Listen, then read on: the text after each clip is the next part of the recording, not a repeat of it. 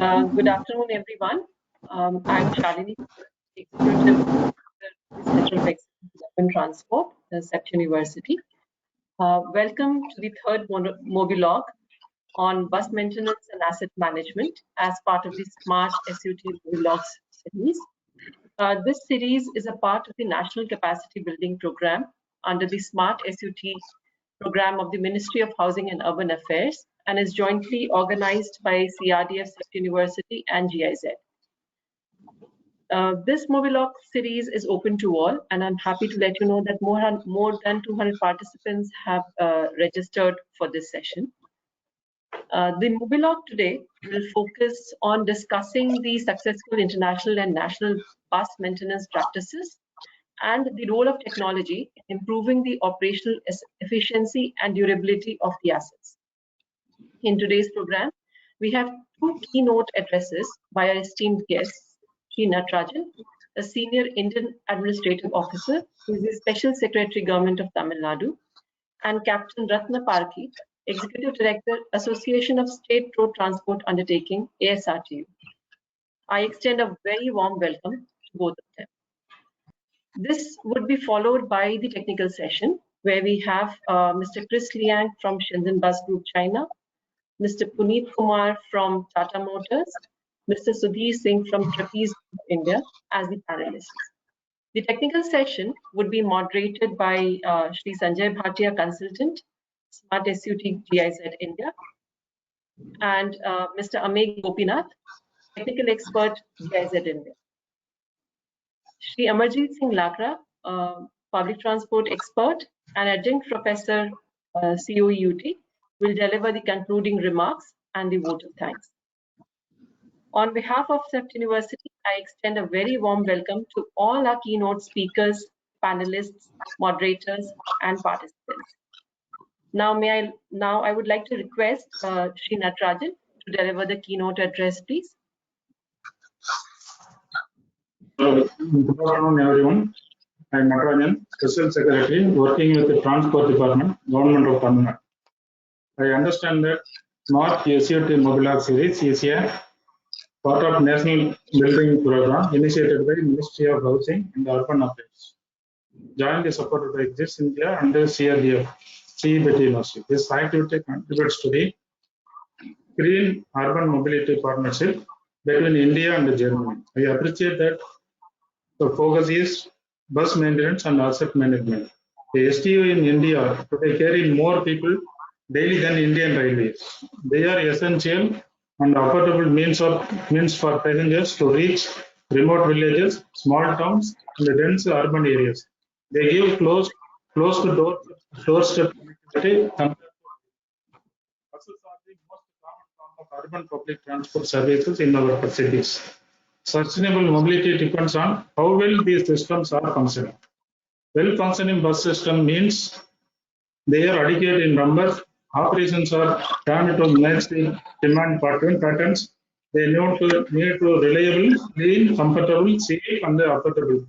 One of the key aspects determining their function is the bus maintenance management system. The benefits of good maintenance practice are longer life of the assets. That means reduced capital investment requirements, fuel savings. That means reduced operating expenditure, zero breakdown. That is reliable bus operations and better fleet and vehicle utilization.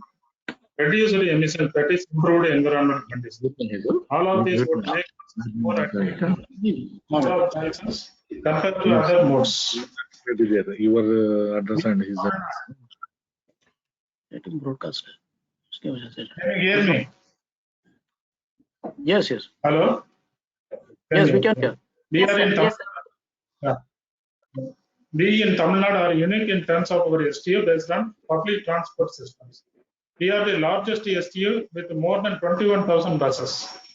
We are also organized as city-specific STUs under Companies Act, which arrangements has worked on well for us. Our earnings per kilometer are one of the highest among STUs, despite very affordable fares. Also, we have practices and SOPs which have helped us to achieve very competitive cost per kilometer compared to other STUs in our country. The challenges we face in bus and other assets maintenance are similar to many other STUs. However, given our large bus fleet, large statewide and citywide coverages, high asset productivity, more than 300 kilometers bus per day on average, high load factors, wide bus fleet, we have additional challenges. We also face a large expectation from the public. I understand today's Mobilogues on bus maintenance and asset management will have three presentations, one on electric buses, OEM-led annual maintenance contract system, and the third on use of ITS technology for maintenance monitoring. I see these topics would be useful to the industry and also to us, as we are in the process of acquiring large fleet of buses, 2,300 diesels and 500 electric buses. I would like to thank the MHU, CIS, CEPT for inviting me to deliver this keynote address. Thank you all.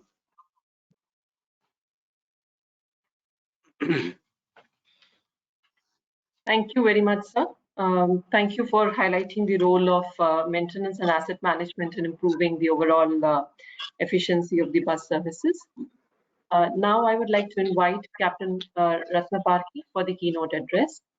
Captain Ratnaparki has contributed significantly to streamline the functioning of ASRTU and has taken several initiatives for the benefit of ASRTU's members in developing an eco-friendly and sustainable public transport.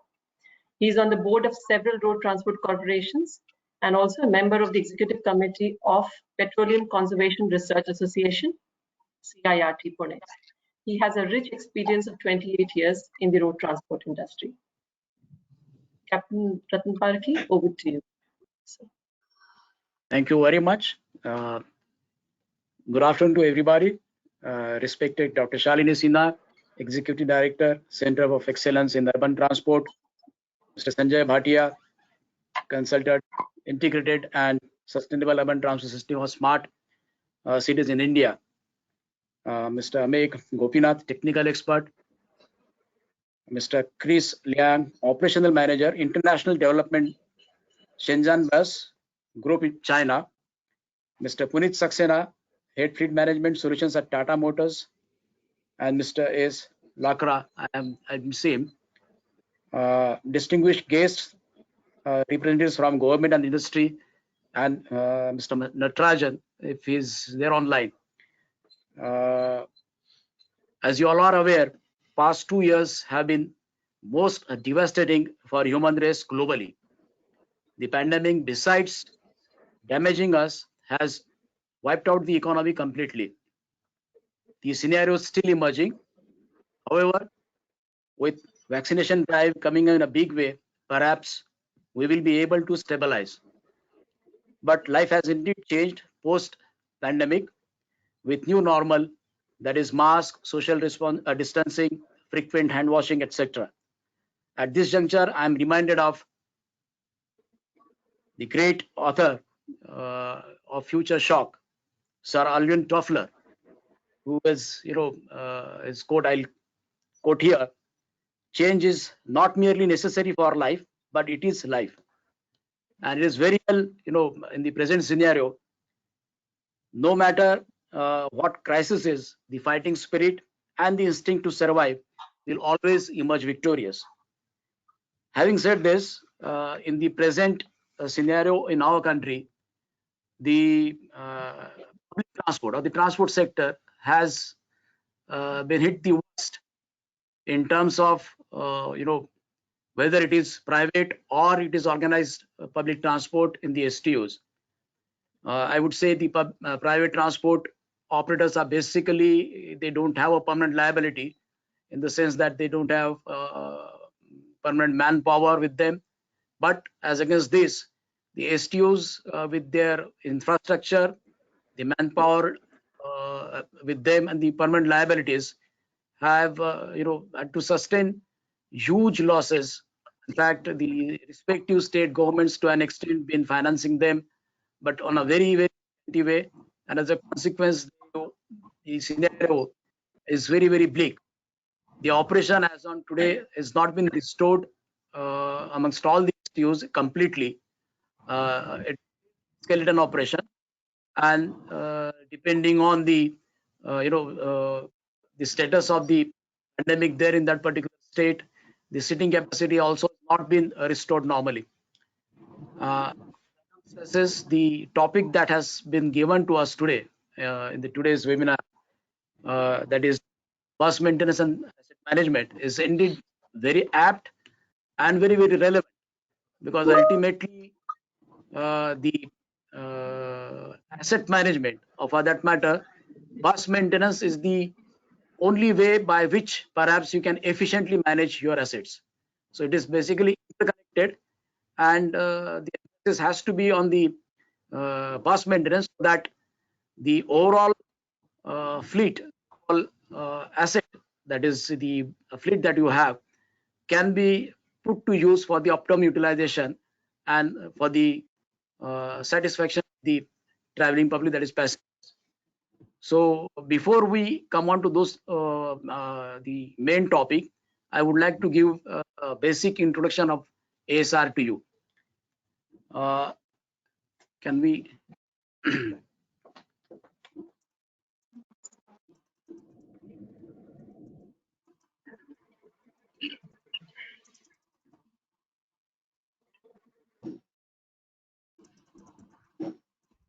if we could be allowed to share the presentation, please.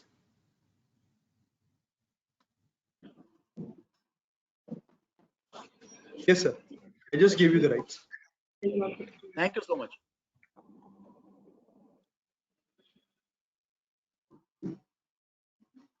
Are all the members in a position to see? Yes, sir. Yeah. Yes, sir. Thank you. The ASRTU is an association of state road transport undertakings. Can we made on a presentation mode, sir?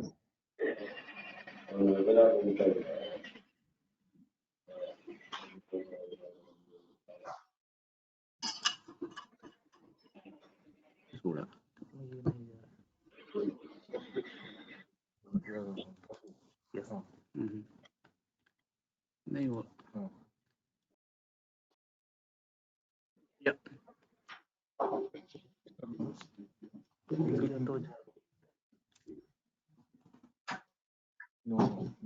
No.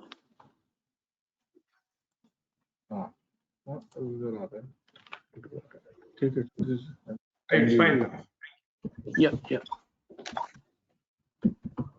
Association of State Transport Undertaking is basically an association established in the year 1965, and it has got about 61 members as on today. It is headed by an executive director, and it comes under the patronage of MORTH, that is Ministry of Road Transport and Highways. Secretary of Road Transport and Highways is basically president of the ASRTU. Now, this vice president is one of the CEO of the member STUs elected during the annual general body meeting, and he is also the chairman of the governing council of CIRT. There are about 62 state road transport undertakings as its members, which collectively own and operate about 1,750 crore kilometers per annum, with nearly 1,47,000 buses. The Central Institute of Road Transport, CIRT, Pune, is a technical organ of ASRTU established in 1967 for conducting training for STU staff and officers, testing of vehicles and automobile components, apart from undertaking consultancy services. Besides the activities, major activities that are being undertaken at the ASRTU are providing a common procurement service to ASRTU rate contracts for the supply of genuine auto spares through transparent and e-tendering system. The activity is done tenders for reported auto components manufacturers, and thereby financing rate contracts through a systematic and well-established procedure. ASRTU also invites applications from auto component manufacturers under the Vendor Development Registration Scheme, that is VDRS, for supply of spare parts, mainly for bus application and accessories, facilitating testing of components to ensure quality assurances, and training of personnel, formulate specifications of various bus spares, which is indeed very important function, besides other general items used for maintenance of bus fleet in STUs. Then we sponsor senior and managers of STUs for foreign study tours every year for providing exposure to top management of STUs for the global practices. Then we liaise with the various ministry of our government of India and other concerned departments to take up key issues regarding public transport issues in general and STUs in particular. CIRT undertakes consultancy and research assignments on transport policy, transportation planning, traffic management, maintenance management, materials management, human resource management, and management of information system. We also assist MORTH in their day-to-day decisions and policy-making activities related to public road transport and STUs. We are members of all BIS and AIS committees. Now, coming to the main topic today, that is bus maintenance and asset management. As I said, this is basically interdependent subject. Unless you have a properly managed fleet, perhaps you will not be able to manage your assets. The bus is the main resource for earning, and its health is prime most important for safe, reliable, and regular operations. See, the focus or the endeavor has to be optimizing your asset by way of utilizing the fleet available. Now, this will be possible only when perhaps you have a well-maintained fleet with you. Depending on the operational requirement, depending the size of the a particular unit, perhaps a depot, or if it is a private operator, depending on his own number of fleet, number of buses that he's got, he has to, and the nature of operation, he has to plan his maintenance schedule and accordingly make those buses available, because the endeavor has to be to see that the maximum buses are on the road and they are most comfortable, free from any breakdowns or any the overall quality of the maintenance, so that the passengers are not complain about the quality of the bus that is being offered to them, and at the same time driver also feels comfortable in driving the bus, and it is basically the journey is safe. So from that perspective, the bus maintenance has to be drawn depending on the pattern of operation in the particular unit. Now there are about 150,000 buses, out of which 7,000 are AC buses and 1,000 are E buses introduced recently under FAME 1 and FAME 2. 97% of the fleet is run with diesel as fuel and remaining with CNG. Most of the fleet of STUs are manufactured by Tata Motors or Ashok Leyland. Recently, Eicher has also been inducted in some of the STUs. And besides these three, at high-end buses, we have Volvo. And earlier, there was one competitor to Volvo, that is Scania. But now it is, not no new fleets. Then assets management and optimal utilization of vehicles depends on the health of fleet, that I already told.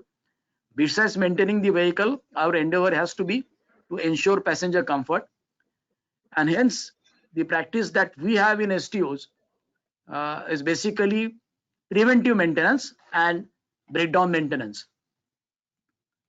Now, preventive maintenance is a pre-planned one and done on daily, weekly, and monthly docking schedules. Now, depending on the, as I said, the size of the unit, that is number of buses, and the pattern of operation, the manpower deployed, this particular requirement of carrying the preventive maintenance on daily basis, weekly and monthly basis is worked out, and attention is during the fitness certificate is also part of preventive maintenance. The maintenance works that are to be carried out daily, weekly, and monthly are finalized, and maintenance schedules are drawn in consultation with vehicle manufacturers and based on the standards of maintenance practices of the respective STUs. Now, I would like to submit here the STUs after independence have come into existence. For example, MSRTC, and APSRTC.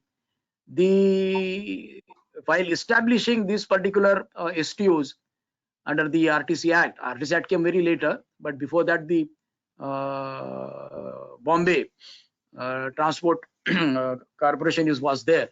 So under that, the British Army people were deployed as the chief executives of the STOs, and they have evolved the entire system of maintenance based on their experience and their system in the army. So right from documentation and this particular maintenance schedules, even now as on today, is very relevant and very foolproof. And the only problem is basically the STOs or the place these systems are being evolved are not being monitored by the supervisors. So the basic requirement of maintenance schedule is that it needs to be monitored. The quality of the maintenance that has been taking place has to be monitored on daily basis by depot managers or by the engineer operation officers and senior officers, so that the quality is ensured, the maintenance activities are carried out in a true spirit, and subsequently you find the overall health of that particular fleet is really maintained good. Besides, the objective of having effective maintenance practices are to ensure breakdown free operation of the bus, to maintain regularity of operations, fatigue free driving, safe and comfortable journey for the bus passengers and other road users, besides reducing the expenditure on consumable spares, tires, also on fuel. Then emission control and protection of environmental nature is also one of the objective of effective bus maintenance. So the preventive maintenance is basically in anticipation of what could be the breakdown in future. Those maintenance are being carried out on day-to-day basis. Because mind you, one breakdown on the way results into so many complications. You will have to provide one relief bus, the passengers start cursing, and it results into cancellation of that particular schedule. It delays their journey, and it creates manpower shortage in the workshop, plus overtime to the team that attends that particular breakdown. And also it creates a very bad scenario on the road, saying that a bus is particularly of that particular STO or that particular operator is broken down. So these are the factors which really need to be avoided. Breakdown has to be bare a minimum. Now the various maintenance that we carry out is basically based on system in bus maintenance. These are engine system, cooling system, fuel system, steering and suspension system, transmission system, electrical system, brake system and ABS system, bus body condition, tire management. So all these systems are basically maintained, and the depot is the basic unit at STO level, whereas the major work, assembly maintenance, is done at the division workshop. At the depot level, they'll simply change the assembly in case if there is a problem, but the maintenance of the system is carried out in the divisional workshop. Now each city bus will run about 250 kilometers every day, and official and long distance services bus runs for about 400 to 450 kilometers per day. So we have to ensure that the buses that we have are on the road and they do perform the kilometers assigned to them, and it doesn't fail en route and should not cause any inconvenience to the bus passengers. As already told, the parameter breakdown rate measures the quality of operation in terms of breakdown en route. Now the breakdown rate is calculated as number of breakdowns per 10,000 kilometers operated. Ratnapaki sir, sorry to interrupt. Would be great if you could sort of conclude in 2 or 3 minutes. Yes, about to. The BD rate of the STO is as low as 0.10%, and that is breakdown for every 1 lakh kilometers operated. So these are the basic definition that is prevalent in the STOs. The expenditure incurred on fuel, tires, spares, oils and lubricants is also less and has set standards. Petroleum Conservation Research Association also recognizes the maintenance practice of STOs as the best, and private bus companies are advised to emulate such best practices. Manpower in garages, workshop are deployed as per the norms of chassis maintenance, tire maintenance, upholstery works, bus body repairing and painting, etc. The manpower, including officers, are imparted periodical trainings on maintenance practices. They are also expected for vehicle manufacturers plant visit whenever any new product or technology has come through. Now, adoption of new technology is the deciding, and the key is going to play a major role. Experimentation of new products, new technology will also be readily implemented in STOs as organized bodies of public transport. Workshop automation done to improve the maintenance efficiency. Advanced driver assistance system and collision avoidance system is being introduced for detecting drowsiness of drivers during night driving and also to identify any obstacles on the path. Providing adequate fire detection and suppression system, that is FDSS, in Volvo, Benz, Scania buses. Those are sleeper type buses, wherein the emergency fire hazards and proper training to the crew regarding their operation. Provision of vehicle location and tracking devices and panic buttons in all the buses in compliance with the CMVR rules to ensure women passenger safety in the buses. So with, I would sum up my presentation here, and thank you very much for having given me this opportunity. Thank you. Thank you, sir. Thank you for your keynote address and talking about the activities of ASRTU and the role of preventive maintenance in and the technology applications in improving the overall operational efficiency and customer orientation. Now we move to the technical session, and I would like to invite Mr. Sanjay Bhatia and Mr. Amit Gopinath for moderating the session. So over to you, Mr. Sanjay Bhatia. Yeah, and Amit. Thank you. Thank you, Dr. Shalini and Captain Ratna Parke. It was a very good, informative session from you. And in fact, I had planned a small context reading, but you have already done that. So I like to skip it. And you have done your job. You have made my job easy. Thank you for your presentation. And then let us now move on. And I'll just introduce the speakers, the panelists, and then maybe we'll take a small poll, and then we'll start with the discussions further. So we have on panel Mr. Chris Liang. He is from China and he is from Shenzhen Bus Company, and he is the operation manager and has been involved in fleet management and training and other parts of the business. So we have a good opportunity of listening to him. So, and the other speaker is Mr. Puneet Saxena, old friend of mine, and he is in Tata Motors for quite some time, and he has been maintaining the DTC fleets, which is a big challenge. Everyone knows that. And he has been the head of even the electric buses, which are being introduced slowly in the country. Puneet is responsible for that as well. So we'll be actually listening to Puneet, very eager to listen to him. And then we have Mr. Sudhir Singh, who is the operations manager at Trapeze Group, which is basically into software management, and they provide softwares for depot management. So it's another very important tool for getting a good business, how maintaining the assets in the buses. So it actually helps a lot.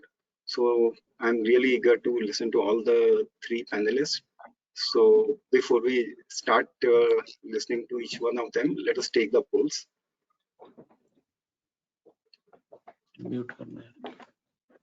Thanks, Sanjay ji. Firaq, could you please display the questions on the screen? So to begin with, the first question is on: do you all think bus transport agencies maintain their buses to the desired level? You have three options: yes, no, don't know. Would request the participants to take the question. You have 10-15 seconds to respond to this question. And we'll meanwhile also we'll display the responses to this question so that we know what the participants think about it.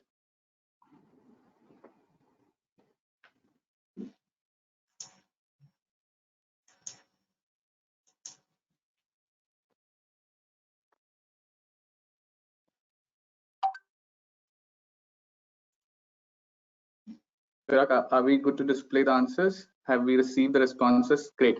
So the participant think that the maintenance is something which is not up to the mark, and then we really need to work on that aspect. Thanks for the response, participants. Chirag, let's go with the second question. Please display the second question. So the second question is on what does inadequate bus maintenance lead to? So basically, what does it lead to, and how STU faces different challenges? So basically, we are looking at reduction in bus life, reduction in fleet and vehicle utilization, increase in breakdowns, and public transport becoming unattractive to passengers, and of course all of the above. So would request the participants and attendees to respond to this question. Like before, you have 10 to 15 seconds to respond to that question. Thank you.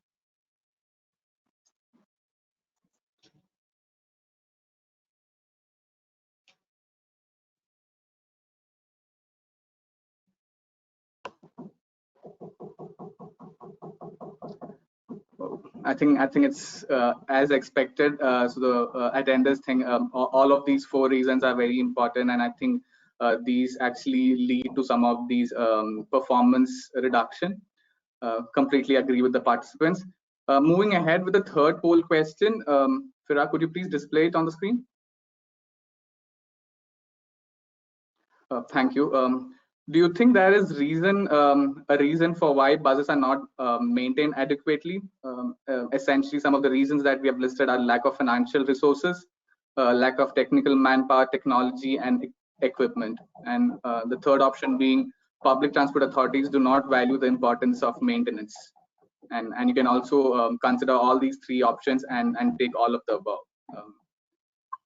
Please respond to this question in maybe like 10 to 15 seconds.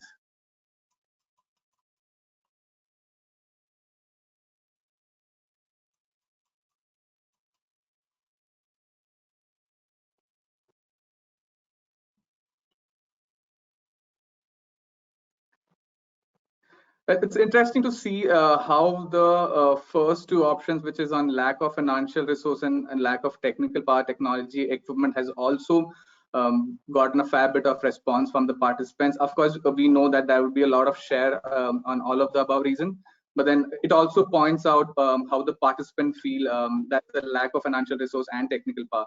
And essentially, these are some of the key areas where we would also look into, and some of the speakers would also be shedding some light on each of these areas. Thanks to the participants and the attendees for responding to each of these questions. We'll definitely take a note of it, and then we'll be sharing these results as well once we are done with this session. Over to you, Sanjay ji. Please take the session ahead. Yeah, thanks, Samik. And now let us start. And everyone is eager to see the presentation by Mr. Chris Liang. So over to you, sir. Right, thank you very much, Sanjay. All right, let me see. Would you give me the presentation permit? All right. Yes, I think you would have. Chirag, can you just quickly check that? Yeah, I just did. All right, I just got it right now. Okay. Are you able to see the presentation slides? I think it might just take a minute to load. All right, let's wait a little bit. 2 seconds rather, like a minute is too much for the session.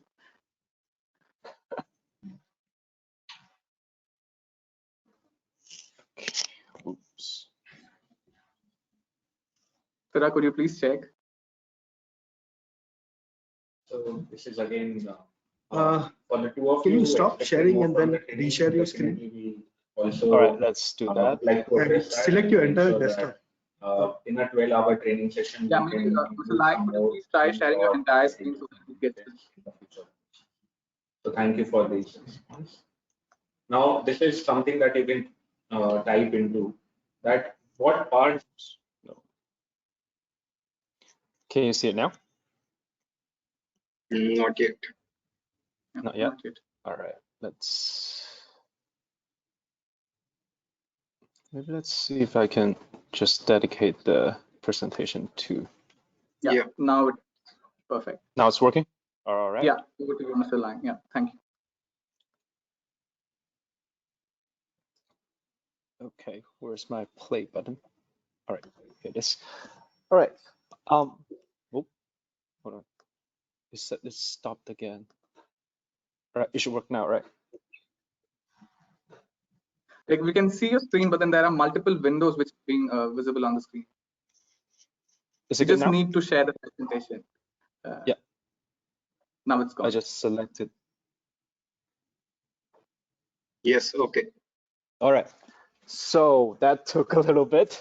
So without further ado, my name is Chris Liang, and I'm the operations manager in International Development Department in Shenzhen Bus Group.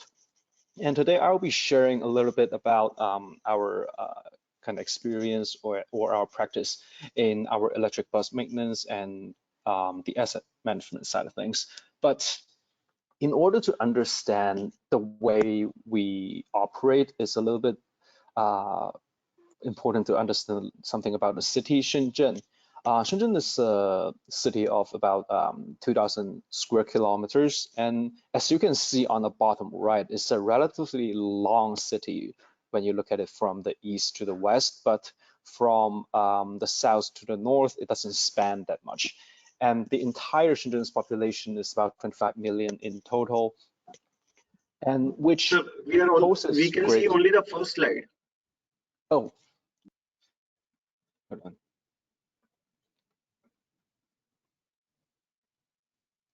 What about now? Yeah. All right, so the bottom right picture is relatively long when you look at it from the east to the west, and when it comes to the distance from north to the south, it's not that far between each other. And Shenzhen having 25 million in population, it poses great challenge for public transportation to move people around. So in the entire city, when we look at land transportation alone, there are 3 companies operating. There's the Eastern Bus Group, Western Bus Group, and us, the Shenzhen Bus Group. So we are focusing on different areas of the city. And in terms of our company currently have a staff of about 26,000, operating nearly 13,000 different types of vehicles, including taxis, cargo trucks, and most importantly, buses. And annually, we carry around 800 million passengers. And Shenzhen Bus Group is actually one of the first issuer of the IC travel card, and since launch, it has been issued 40 million IC travel cards and has accumulated annual transaction to about $1 billion a year. As a bus operator, we have our own depot and we also rent some of our depots, and our total depot areas are around 950,000 square kilometers. And most of these depots or terminals, they are equipped with charging stations. And in terms of business profile, apart from the obvious, the urban bus, we also have taxis, on-demand buses, school buses, tour buses, and because of our location, it's right next to Hong Kong, so we also run cross-border buses and cross-border trucks. And aside from what's shown on the circle, we are now experiencing some civil engineering electric vehicles to assist in the decarbonization practice in 2035. Ooh, a little too far. And about our fleet, here is a list of different models of buses that we've used since our electrification. So as you can see, there are a total of 12 model of buses from 3 different manufacturers of different size, of different technical specifications. So it's very important to Shenzhen Bus Group. Slide is not changed. Sorry, the slide is not changed. Yeah. Thanks. You can change again. All right. Let's do Now that. we can see it. Yes, it's changed now. Thanks. Okay, all right. So to continue, our fleets, this is a list of kind of historical data that the bus models and manufacturers that we have used. And currently, our bus fleet consists of two major manufacturers, the Nanjing Golden Dragon, also known as Skywell, and BYD. And BYD actually has taken up about 70% of our entire fleets. And aside from these bus models, because of how public transportation in Shenzhen has been changing in structure, we are also looking to reduce the size of our buses to make bus service more efficient to the public.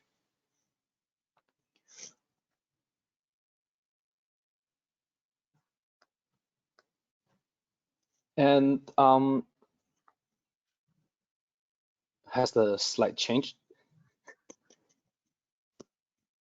There's a blank It has, slide. I think you have just skipped one slide. I think we will have to go back to the previous one because I see a blue screen now. Okay, let's do that. Is this showing a different slide now? Yeah, Yes. this is okay. Okay, all right. So now let's have a little bit of the overview of our technical work. So Shenzhen Bus Group has 18 dedicated bus repair maintenance workshops located in different areas of the city, and they are divided in a way that they only serve the fleets in a certain area. And each R&M workshops, they will service about 400 to 500 buses throughout the year.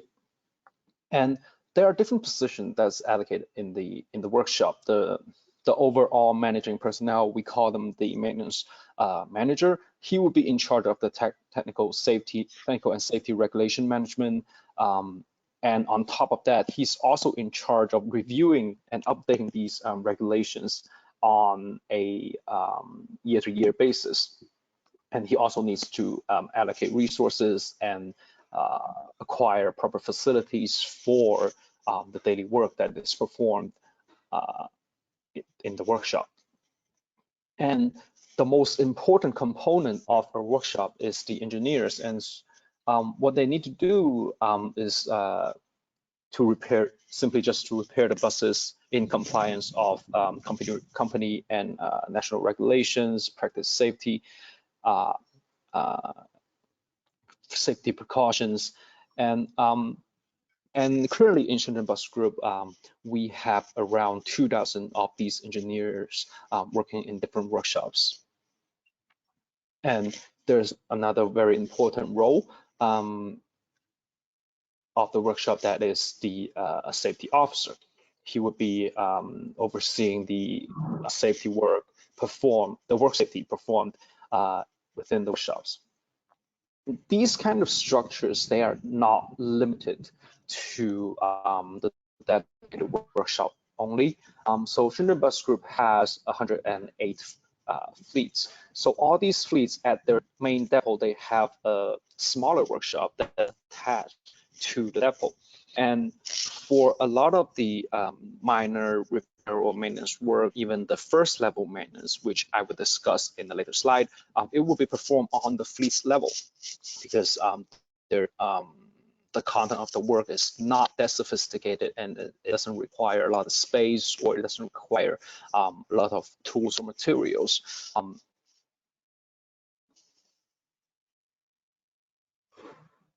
But overall, the I&M workflow is the same.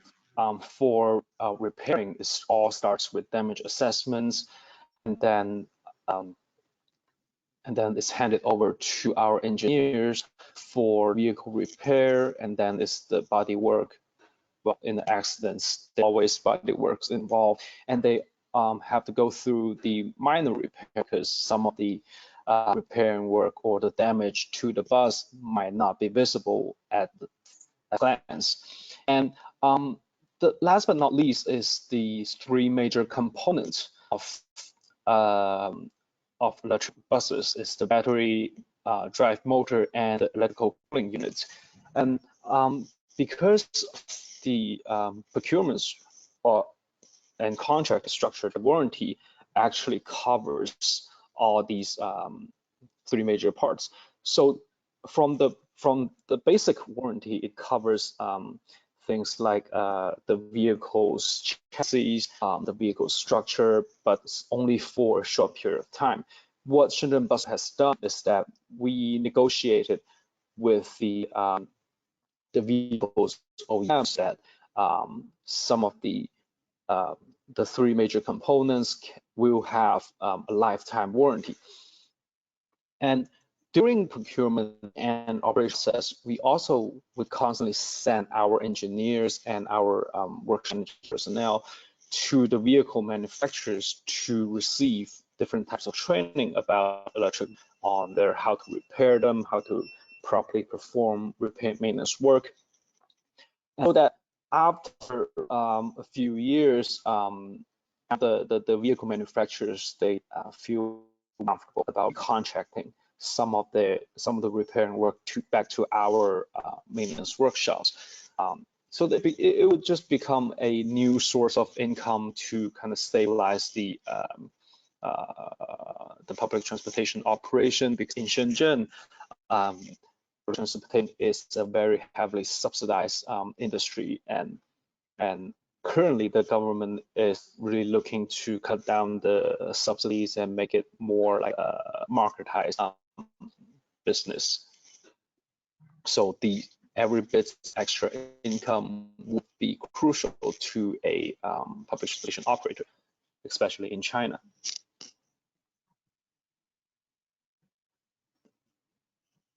Right.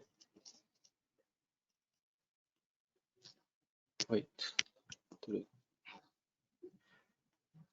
And I'm just going to wait a bit for the slides to change.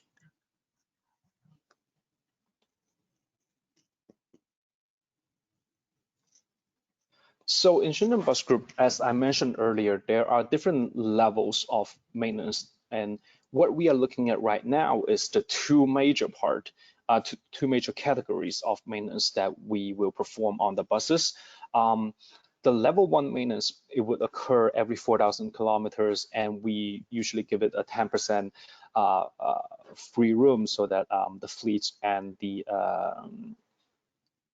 workshop, they don't have vehicles bunching up together and having to work on all 100 buses at the same time.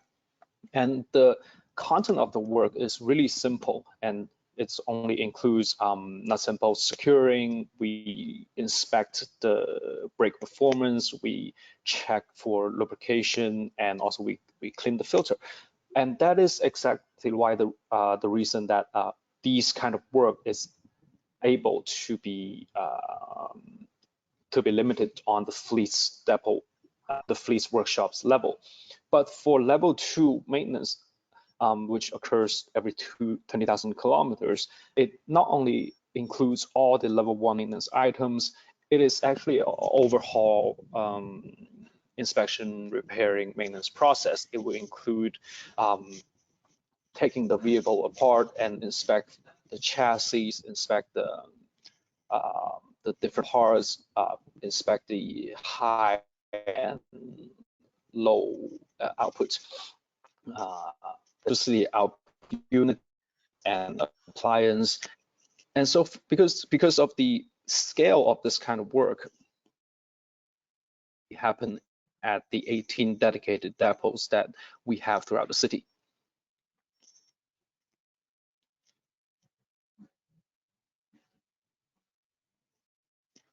And in order to even better manage our maintenance workflow, or also improve our asset management methods, we are also trying out some innovative management methods. And the first is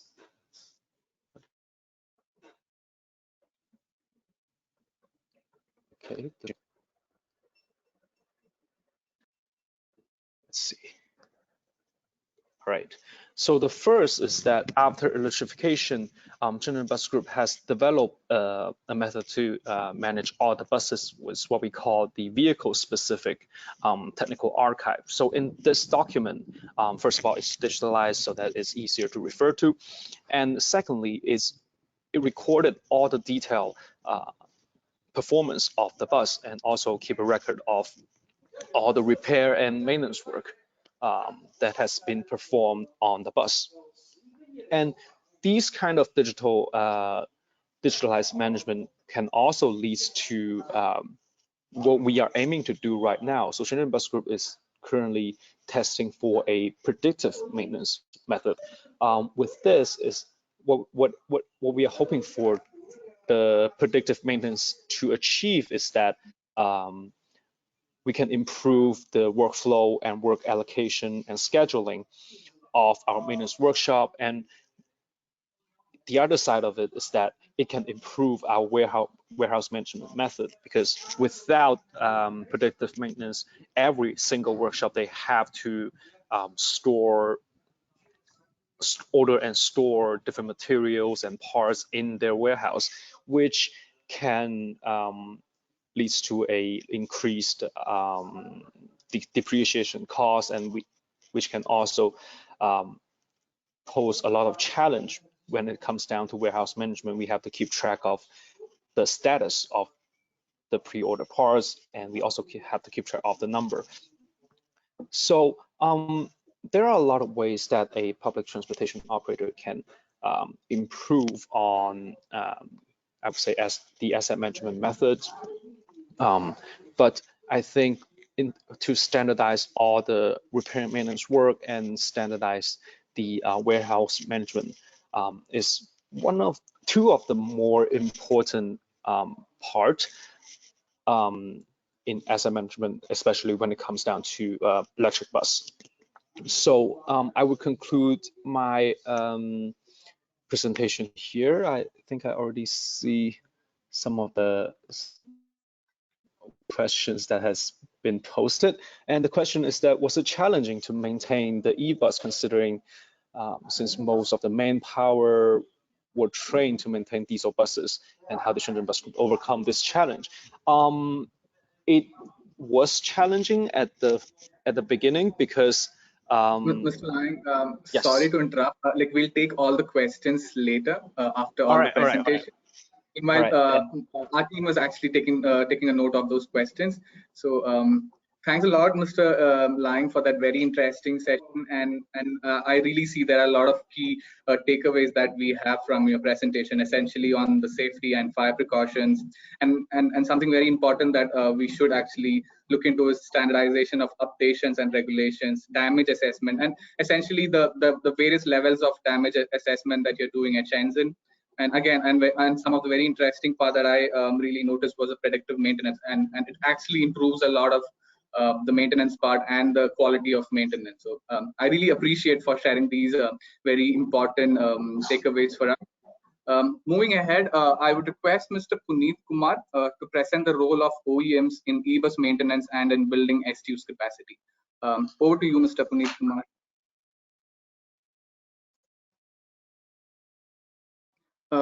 Mr. Puneet, could you please unmute yourself? I think you're muted.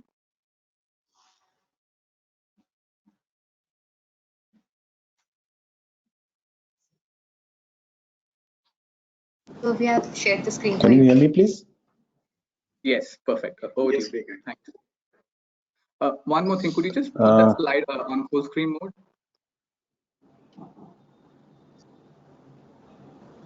Great. Please go. First, I will introduce myself. So I am Puneet Kumar. I am working in Tata Motors since last 10 years. I am having a work ex of around 30 years in fleet management itself. And I am taking care of fleet management for trucks, buses, as well as EV buses for Tata Motors. So please move to the another slide. Yeah. In fleet management solutions, we are having very clear-cut role, that is to achieve and maintain safe, reliable, and presentable fleet for the customers. And our major 3 KRAs are 100% outshedding, zero breakdown, and economy in operation. Next slide, please. Introduction of FMS, if I give for buses, basically FMS is a part of customer care team of Tata Motors. We started taking care of DTC fleet initially from 2009-10, and later on in 2018, our vertical was renamed as Fleet Management Solutions. Presently, we are having our footprints in DTC, CTU. CTU is basically Chandigarh Transport Unit. We are having our footprints in MMRDA Mumbai, West Bengal, Lucknow, Guwahati, Indore, and other part of the country. We are presently taking care of EV buses in these locations. Other than we are also taking care of BEST buses. This is a 340 vehicle contract, and in which we are providing operation and maintenance support to the customer. Next slide, please. Next slide, please. In portfolio of services which we render is basically related with the scheduled services which we are giving under pit inspections and general checkups. We are giving operational support, providing drivers for the buses, use of genuine oil and lubricant, readily available Tata genuine parts and floats of various aggregates, trained manpower, and providing neat and clean, good-looking vehicles. Direct supervision of Tata Motors is always there. Accident repairs we are doing. We are providing 24/7 operational support, and continuous feedback from the drivers and training sessions for the skill development. Next slide, please. I will just take you through the current fleet in Delhi Transport Corporation and Chandigarh Transport Unit. There are around 2,662 buses. There were two tenders. First tender was floated in 2007, in which Tata Motors supplied 650 vehicles, among which 25 were AC and balance 625 were non-AC buses. Later in the second tender, which was floated by DTC in 2009, we supplied 2,032 buses, among which 813 were AC buses, and balanced 1,219 were non-AC buses. And this is, as I told you earlier, this was a CNG fleet. This was the first time such a big fleet of CNG buses was introduced in India. Other than Delhi Transport Corporation, we are running around 100 buses in Chandigarh Transport Unit also. And I am glad to inform you that in DTC, we have covered almost 1,939 million kilometers. And in Chandigarh, we have covered around 70 million kilometers in terms of bus running. And in Delhi Transport Corporation, our tender requirement was providing 95% of the availability. As well as in CTU also, we were supposed to provide 95% of availability. Next slide, please. These are the electric bus contracts in which we are providing support to the different STUs like Kolkata, Lucknow, Indore, Guwahati, and Jammu and Kashmir. In this working, we are providing maintenance support to these STUs, and in totality, these are 215 buses, which have covered more than 1 crore kilometers as on date. Next slide, please. Other than that, in GCC contracts, in which we are providing electric buses and in which we are providing the operation as well as maintenance support to the customer, we are supplying 340 vehicles to BEST, that is in Mumbai. We are supplying 60 vehicles to AGL Ahmedabad, 100 vehicles in Jaipur, and 100 buses in Delhi Transport Corporation. These all are EV buses, and in BEST operation has already started in the month of December 2020, and presently we are running almost 200 buses as of now. In MMRDA, we are running hybrid buses. There are 25 hybrid buses in which this is a different technology, and we are supporting this operation too. Now coming back, and next slide, please. Yeah. Now I will be focusing more on Delhi Transport Corporation. When Tata Motors entered into Delhi Transport Corporation, on left side you can see the workshop pits which were at that time available with DTC, and now in the right side you can see workshop pits with Tata Motors. And this is a real picture. I'm not just posting upon it. Why I'm showing this picture? I'm showing this picture because you will find that what is basically required for maintaining a fleet for giving 95% or even more uptime to the customer. We were discussing upon maintenance, we were discussing upon zero breakdown, and we are discussing upon presentability of the buses. First of all, what is first time requirement for any of the customer or any of the service provider? That is basically the ambience within the depot. When you are entering into the depot, you feel certain thing positive. You should not feel anything like negative.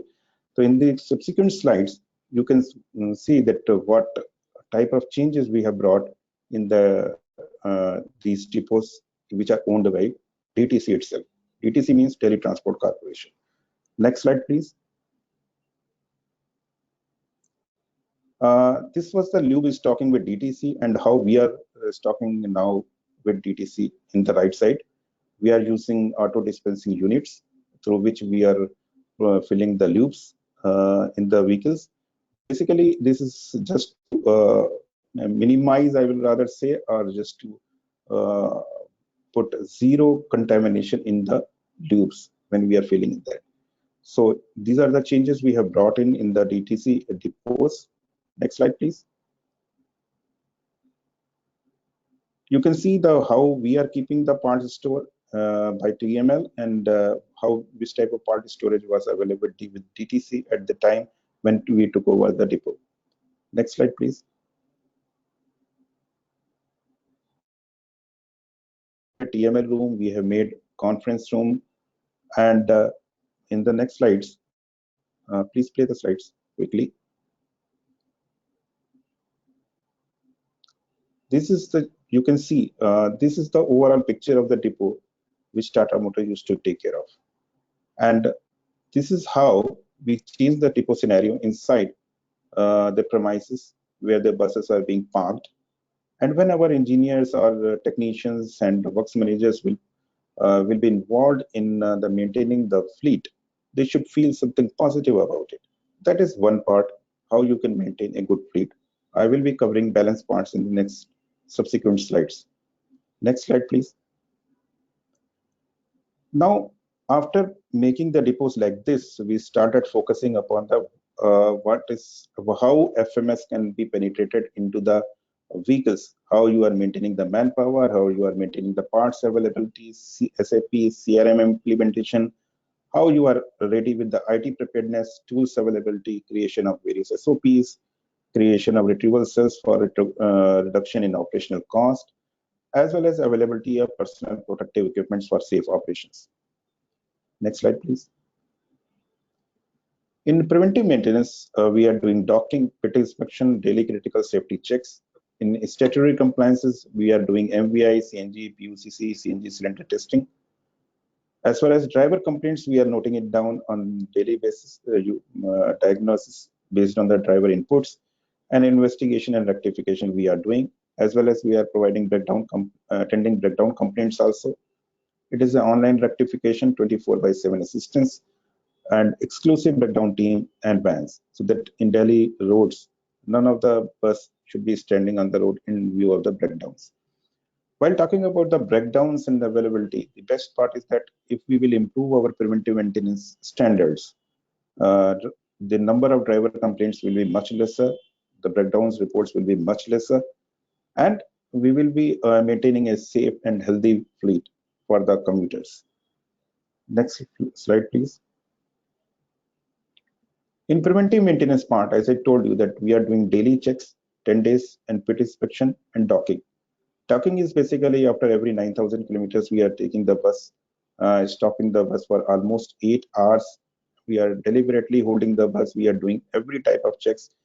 And these dockings are basically in the multiple of 9,000 kilometers, means 9,000, 18,000, 27,000, like this. And in daily checks, we are checking almost 10% of the vehicle every day. And the fleet is parked daily on the pit for under chassis inspection and greasing, and includes 43 preventive checkpoints inclusive of safety related parameters. Next slide, please. Now, after covering the maintenance part, I am just covering which type of SOPs we have created for maintaining the fleet. You name the criteria, you name the activity, and we are having a ready-made SOPs for that. Like which type of bus depot should be there, which type of inventory, how we are going to maintain do the inventory management, how we are going for statutory compliances, what about safety, depot process, accidental repairs, bus presentability. Next slide, please. Slide, please. Like maintenance of workshop machines, maintenance of workshop equipments, even how we are going to manage the loops, how we are going to usage of the diagnostic software. And next, there will be much more SOPs. You will find that how you are going to maintain the engine, air conditioning system, wheels and tires, engine accessories, brakes, radiator intercooler maintenance, door system maintenance, and transmission maintenance. So if we go with the aggregates, the SOPs are ready, and we are following strictly these SOPs because all these SOPs are made by FMS itself. These are not copied from somewhere. These are basically what we have experienced in the last so many years by maintaining the DTC fleets. We have created such SOPs. Next slide, please.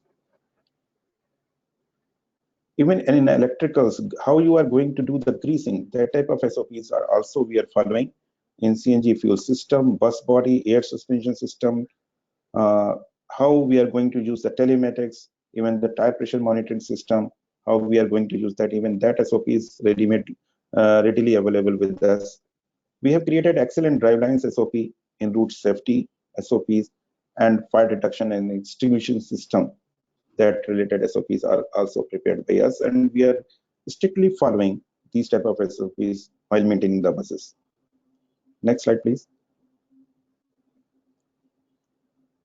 And after creating these type of SOPs, the third part, that is one of the major assets for us in fleet management, is the skill development, skilled technicians, skilled manpower. So we are having almost each depot. In DTC, we are having 25 depots, and all the 25 depots are having one training room. You can see the pictures of the training rooms. Next slide, please. These are the training rooms you will find in our each depot. Even next slide, please.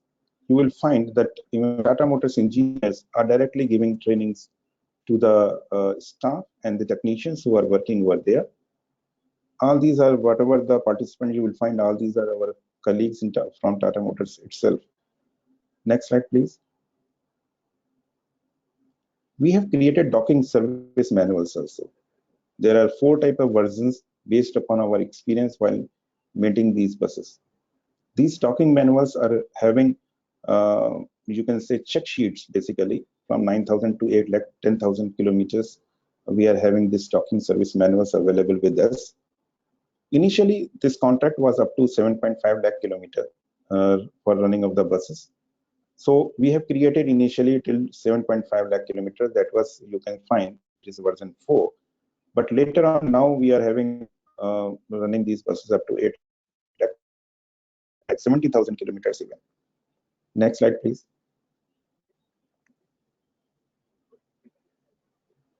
Next slide.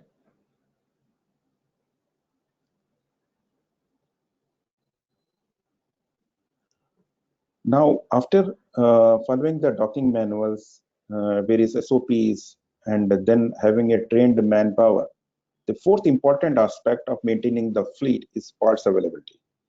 Being OEM, we are having a major edge in the sense that parts are always available with us, but definitely there may be certain glitches. We may have 95% availability of the part. The service degree may vary from 92% to 95%. So since we will have to give 95% availability of the parts, and we will have to ensure that economy in operation should also be a part of our operation. So we have created different retrieval facilities across depots. This helps us in retrieving the parts, in reducing the part cost, and third, availability of the part is also increased. So there are certain glimpses of our retrieval facilities like VAPCO facility. Next, please. This is a retrieval facility for engine head repair facility. We are repairing the engine cylinder heads also.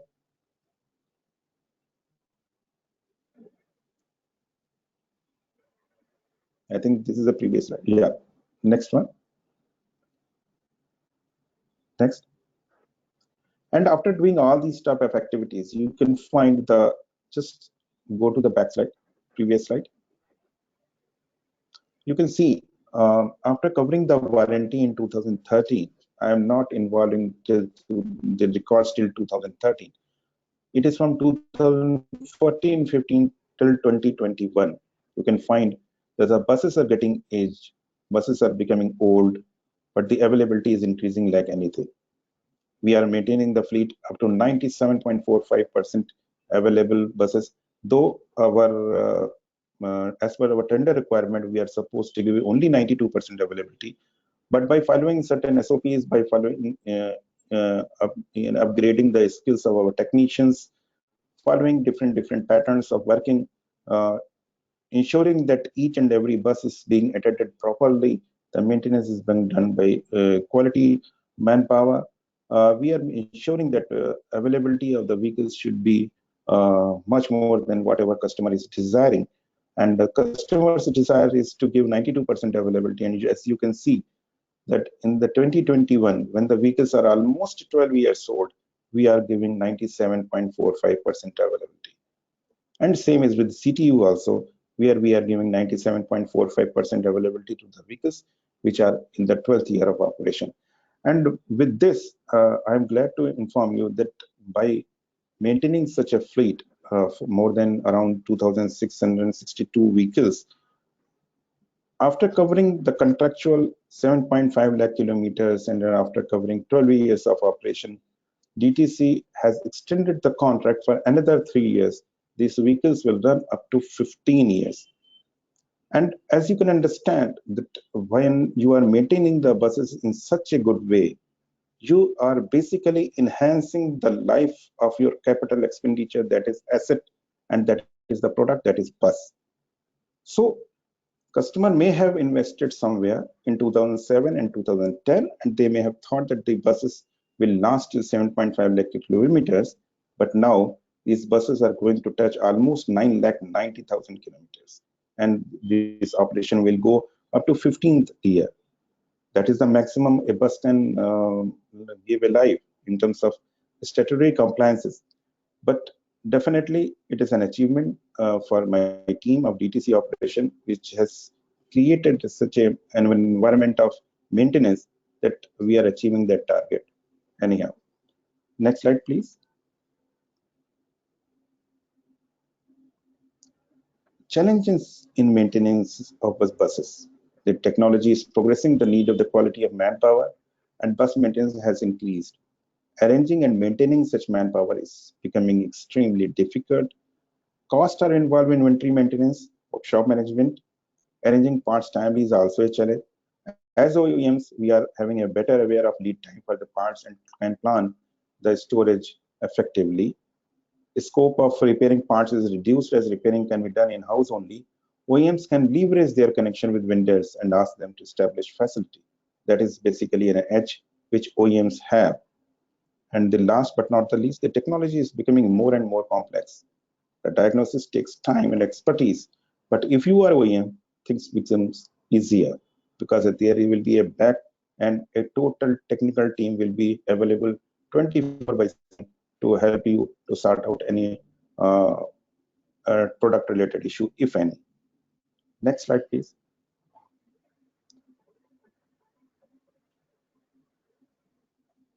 Next slide, please. Usage of new technologies. We are using SAP while maintaining the data. Just go back to the previous slide, please. Mr. Puneet, would be great if you could conclude in 2 or 3 minutes. Yes, I think this is just concluding. We are concluding that. We are using SAP for recording data. We are doing telematics, TPMS, automated lubrication system, automatic lube dispensing units, and FDS and FDSS. We are following all these new technologies in the operation. Next slide, please.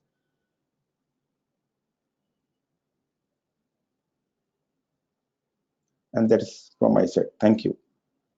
The benefits of giving maintenance, just a last slide which I want to cover. Can you please go back to the previous slide?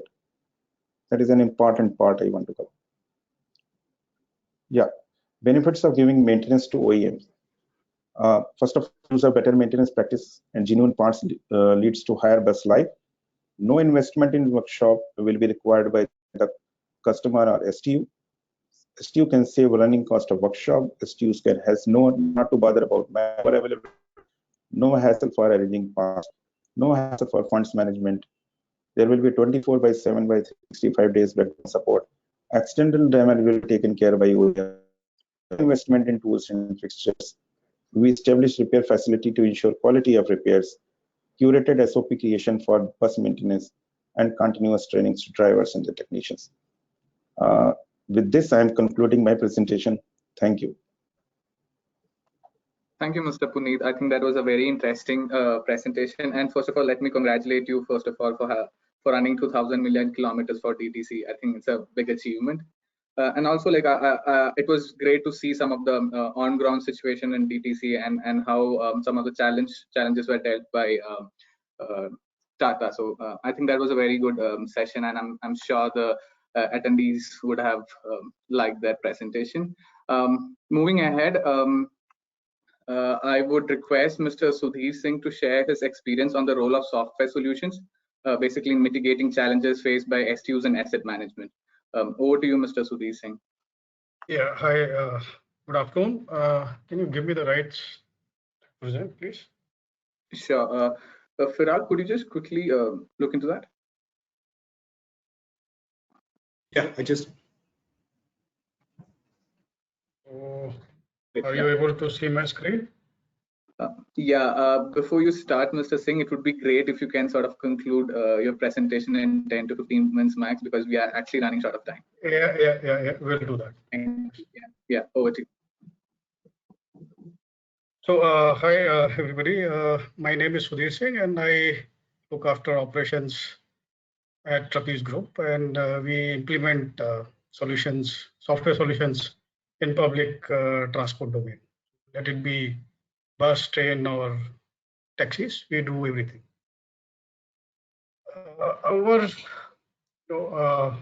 As a solution provider, our goal is to help transport operators and authorities to, save money, improve the customer experience with the proven technologies which are used by a lot of customers world over, and bring that technologies to India, customize it, and make it locally available to Indian customer as per their requirements.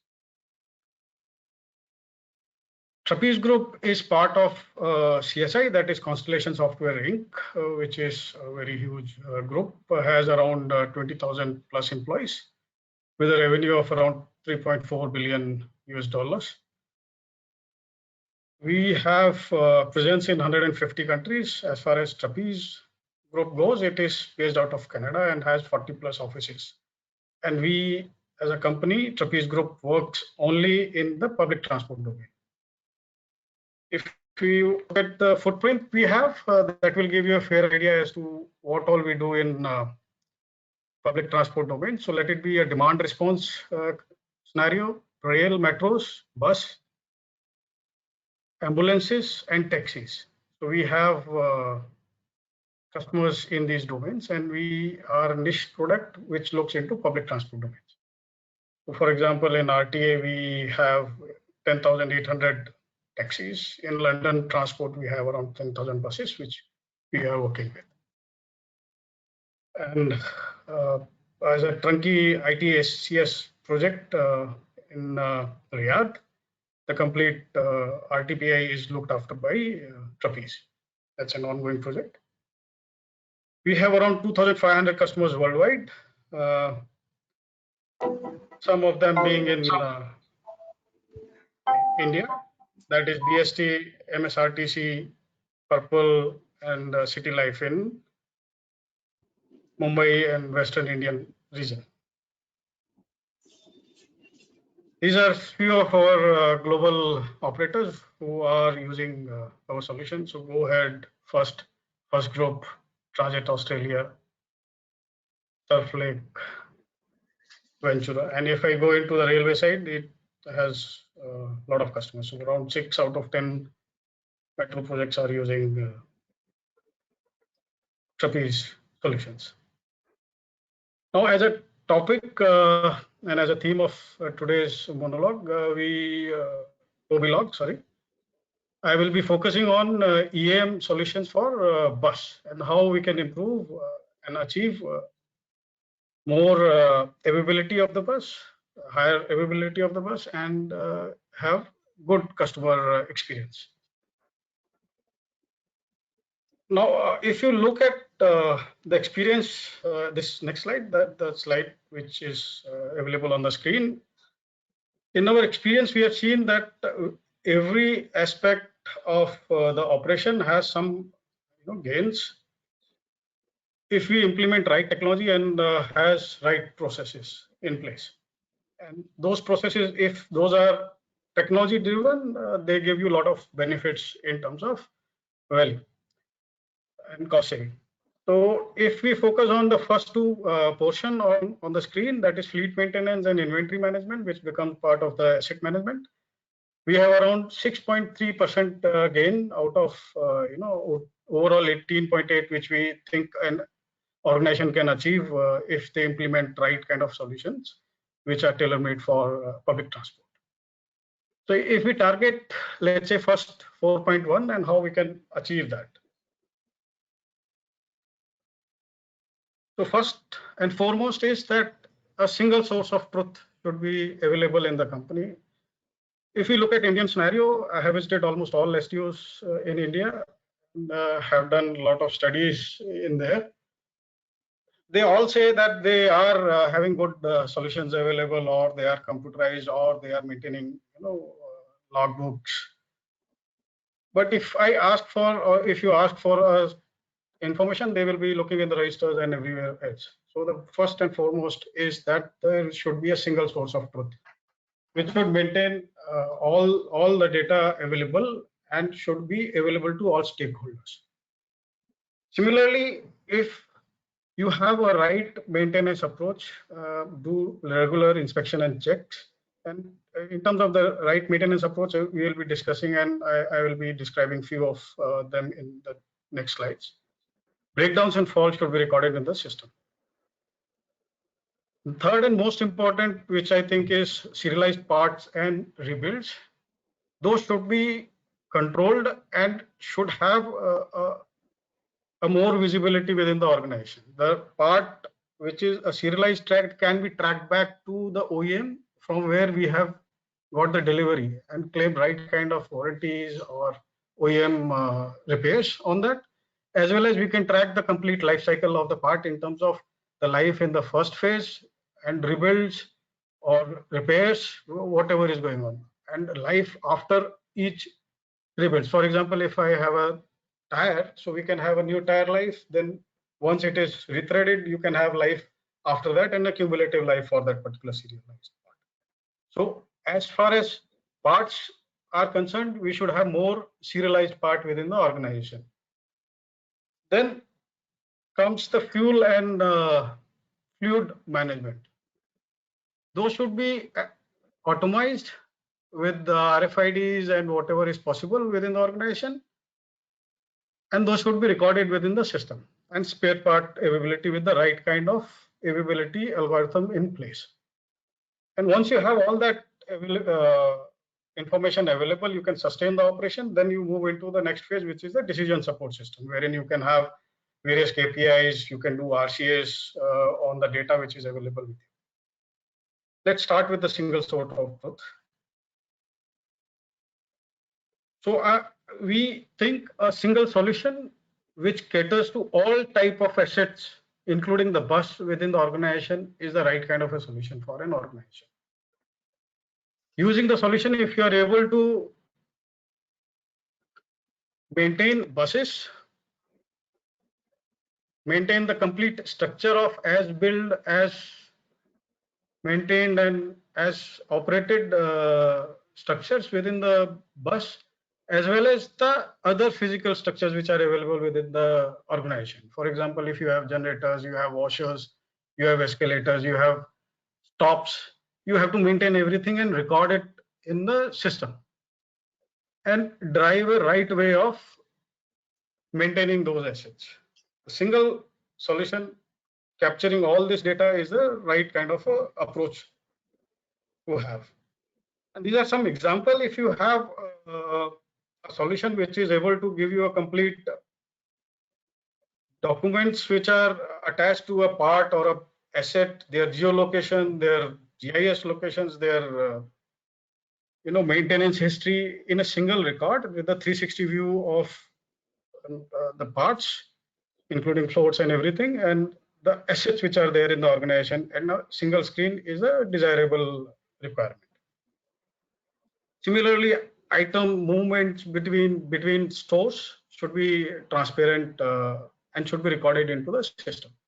And single system which is hosted in on-premise or on cloud with the capability of organizing the data into a single report is a desirable thing to have.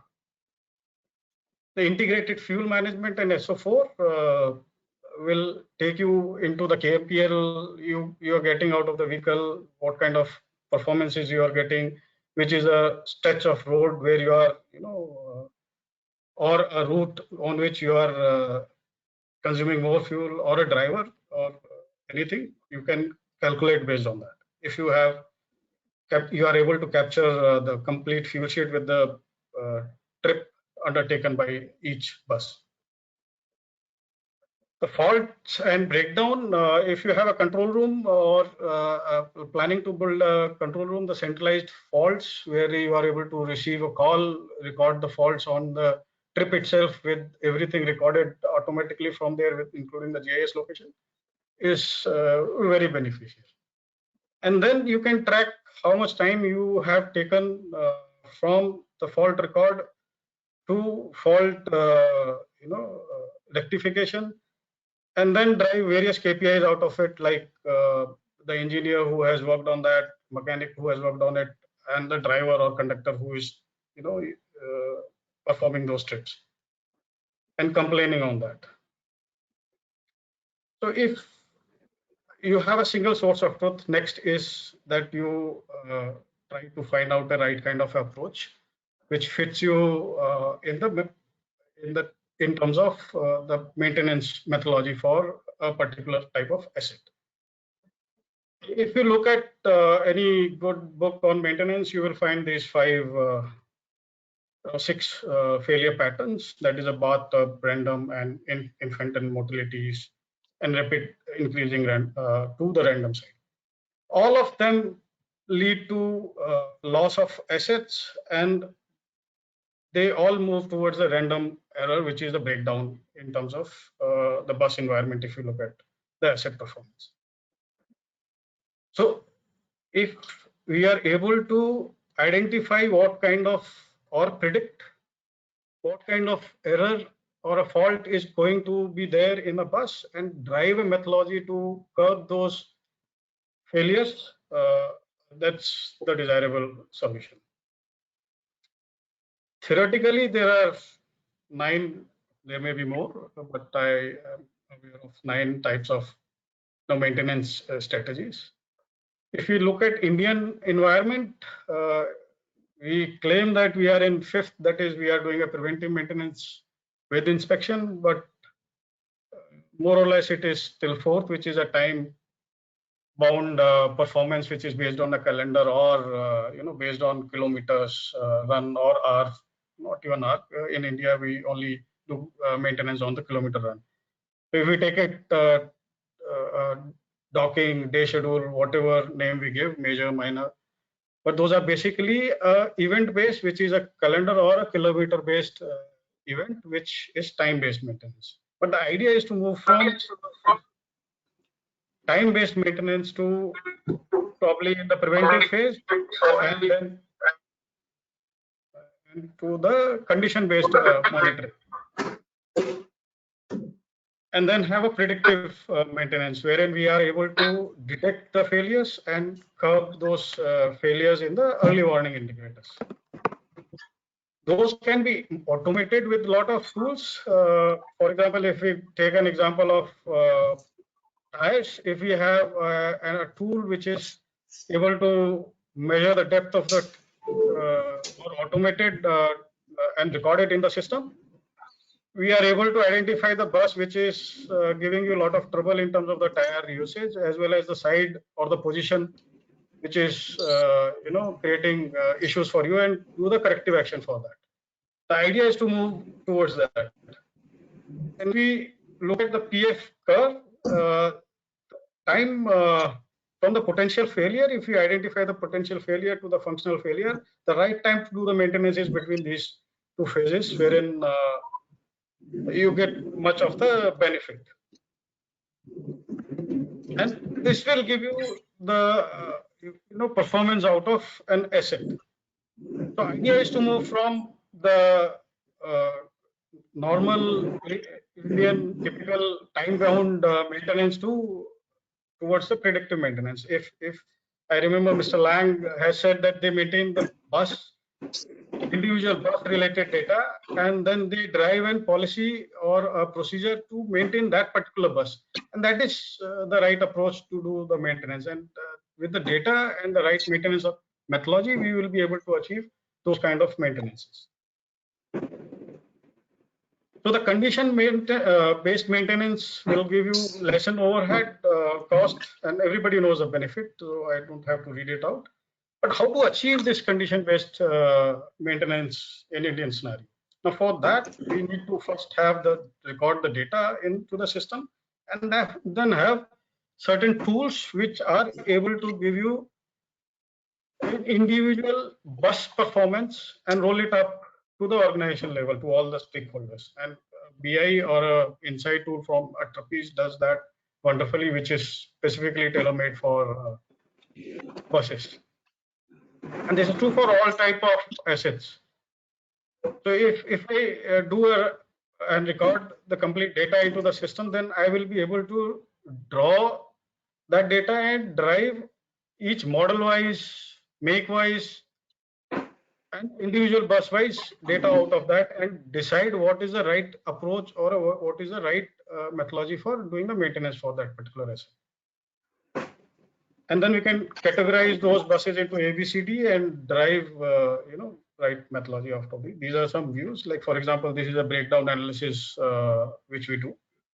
And then we can have a graphical representation of the breakdown over, a period, a timeline, and with what are the top 5 breakdowns, how to curb them, have some campaigns run within the organization for a type of model or make, and curb those issues within those buses, and reduce the breakdown analysis. And this can be, also reached out towards driver. If one driver is always having a puncture at one particular location, that can also be known from recording the right kind of data.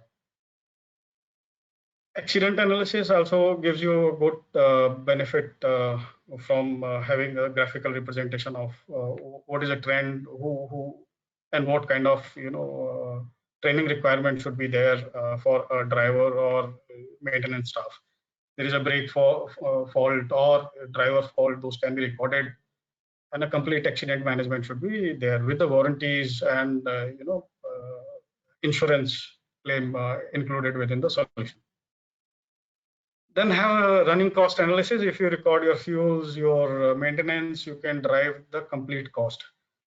One more thing I would like to highlight: the private operators does the costing in a different way with the vis-a-vis the STUs. They have a standard cost which is put on to the part, and then that part is loaded onto certain bus on certain parameters. But that's not right. Either it should be FIFO or average cost, with the rebuild cost being put onto the bus itself, and the right costing methodology should be arrived at for the parts. And those are possible with the right kind of solutions which should be implemented in the organization. Next point I would like to take is the serialization and rebuilds. Rebuilds are repairs or which is done onto the part, but that changes the life expectancy of a part. That is, if take an example of a tire, if puncture is there, that's a normal repair, but that doesn't mean that it has been rethreaded and you start life at 0. But if you do a rethreading onto the tire, you start the life at 0, and then you have a cumulative for a complete tire life, as well as first rethread and second rethread and so on. And then also the serialized part, as I mentioned earlier, is able to track back all the positions where it has run, how many rebuilds it has happened, what kind of repairs each part has been done, and go back to the OEM. Now these rebuilds or parts, serialized part, can also be maintained with a sorry different. that I have to interrupt in Yeah. But then we would really focus a little on the highlights and takeaways. Because we are running out. Yeah, sorry. Give me 2-3 minutes, please. So it gives you a complete, repair history for the serialized part. And then one more thing I would like to highlight: most of the organizations have to maintain a bus structure with the part structure, wherein the engine, as an example, as an engine, and then engine sub-assemblies and roll down to the parts level. Kind of BOM structure should be created within the organization to have the complete change history and the life of each individual parts. The part, serialized part with the rebuild should be, 2 different parts with the different costing structure. The new part can have a standard cost, whereas the rebuild part can have an weighted average cost associated with that. So each repair which goes onto the system is tracked. Then important point is to have a complete tire management system available with the tire pressure, tire depths at each location, and rotation of the tire, and life of each tire at a particular position should be tracked. Multiple stores should be within the systems. These are key benefits which we think are achievable if you have a right solution in place. You have a optimization wherein resources and assets are used optimized in optimized fashion. Then productivity of the user, if they spend less time on the system and more time onto the maintaining the buses, the more productivity we will get. And then if we are able to do an RCA and proper maintenance root causes are identified, we improve a lot of productivity out of it. Automation should be available wherein the predictive maintenance should be the target, and reduce the wastage in terms of inventory replenishment methods, the inventory carrying cost. A lot of inventory goes waste or lost. Those are the key take from the right kind of EM for public transport. That's it from my side. If later on anybody has a question, they can reach out to me on my side. Thank you, Mr. for that interesting presentation. So we would be quickly jumping into the questions that we have so far received from the participants. And I think we have a very interesting list of questions, although we had few questions to the speakers, but then I think I would prioritize the questions that are in the chat box. So to begin with, the first question is to Mr. Lang. Mr. Lang, I hope you're still online. Yeah, thanks, that's great. So the first question is to you. That's from Mr. Laghu Parashar. Was it challenging to maintain the electric buses, considering since most of the manpower were trained to maintain diesel buses? So how did Shenzhen Bus Group overcome this challenge? Well, at the very beginning stage, it was quite challenging because, as you said, the majority of our engineers, they are mechanical engineers. But when we do the transition from diesel to electric, everything becomes electric.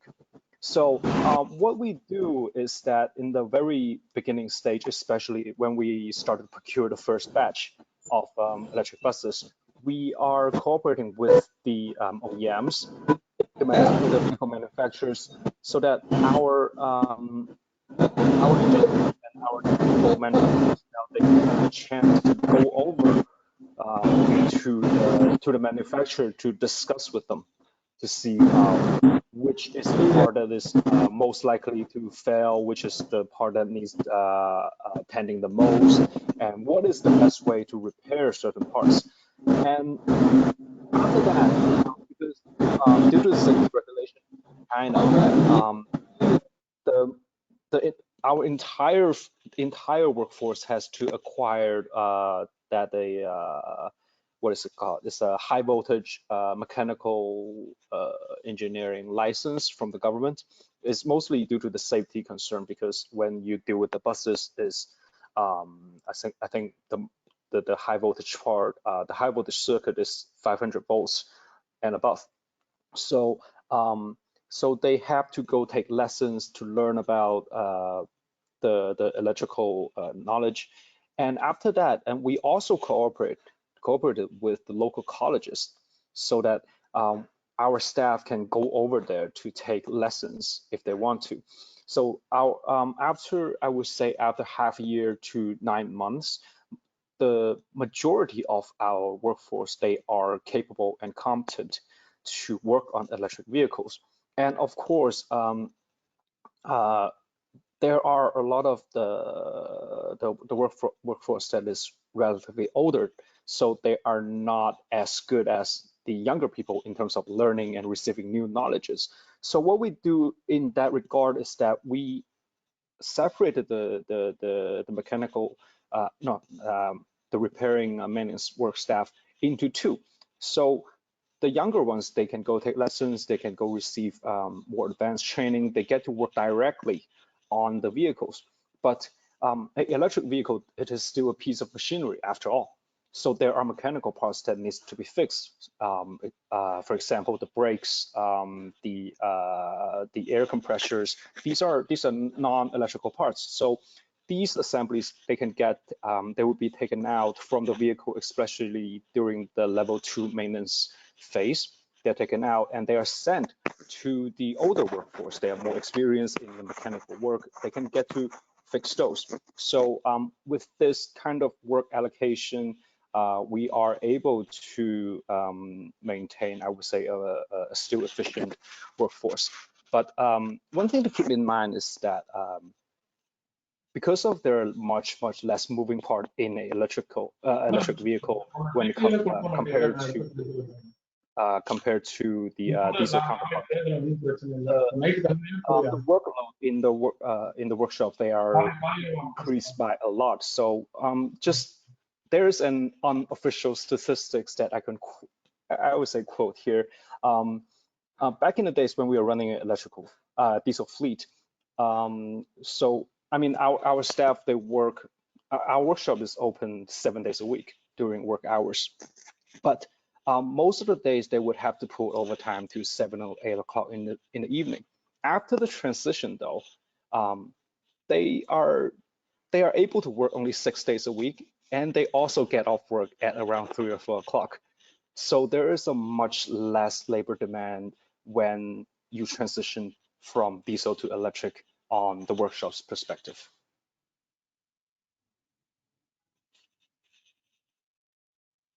Great.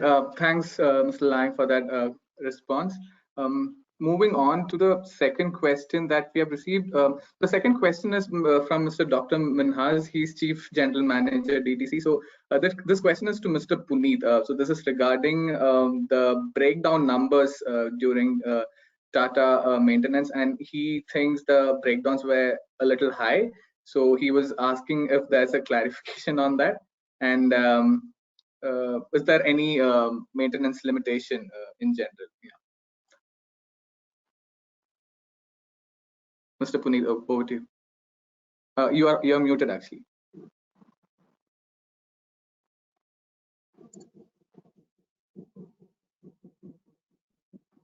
You're still muted, I think.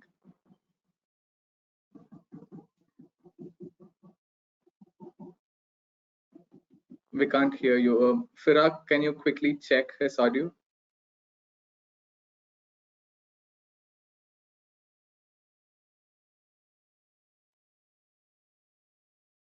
Sanjay ji, can you hear? Yeah, am I audible? Yeah, Am I can you? audible now? Yeah. Now it works. Yeah. Thank you, Mr. Minhas, for your question.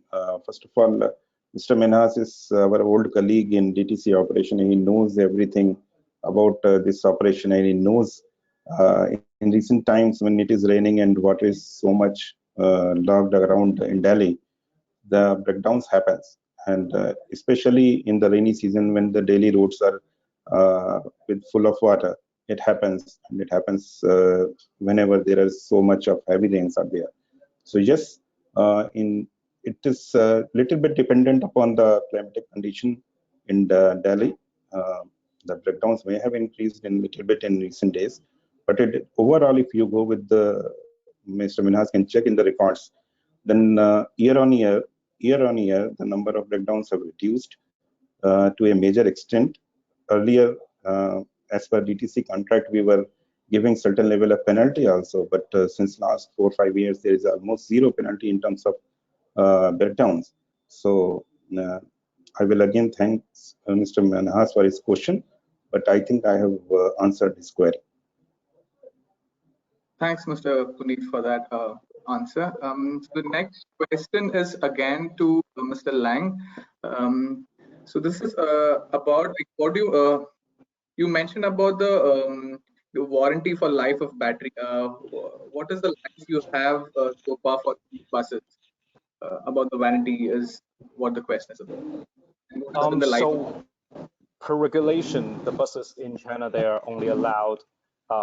Actually, they are separated into two categories. For buses that is 10 meters and longer, the lifespan is 8 years, and for the buses that are 10 meters and shorter, the lifespan is 5. So the warranty is covered for these two time period. But I mean, for all public transportation vehicles, they have to perform annual checks by the authorities. So if it comes to the last year of the of its lifespan, and if the authorities they deem that vehicle is still good in operation, they would extend that the lifespan by or 2 years, depend on the size of the vehicles, and the warranty they will still stand for the extended period of time. But this would have to the operator they would have to negotiate with the manufacturer on this extended warranty.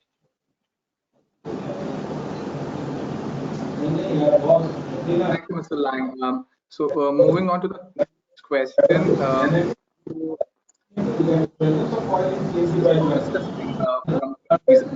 How widespread these software solutions are in the market, and how is the software penetration in the market? Do people realize its benefits?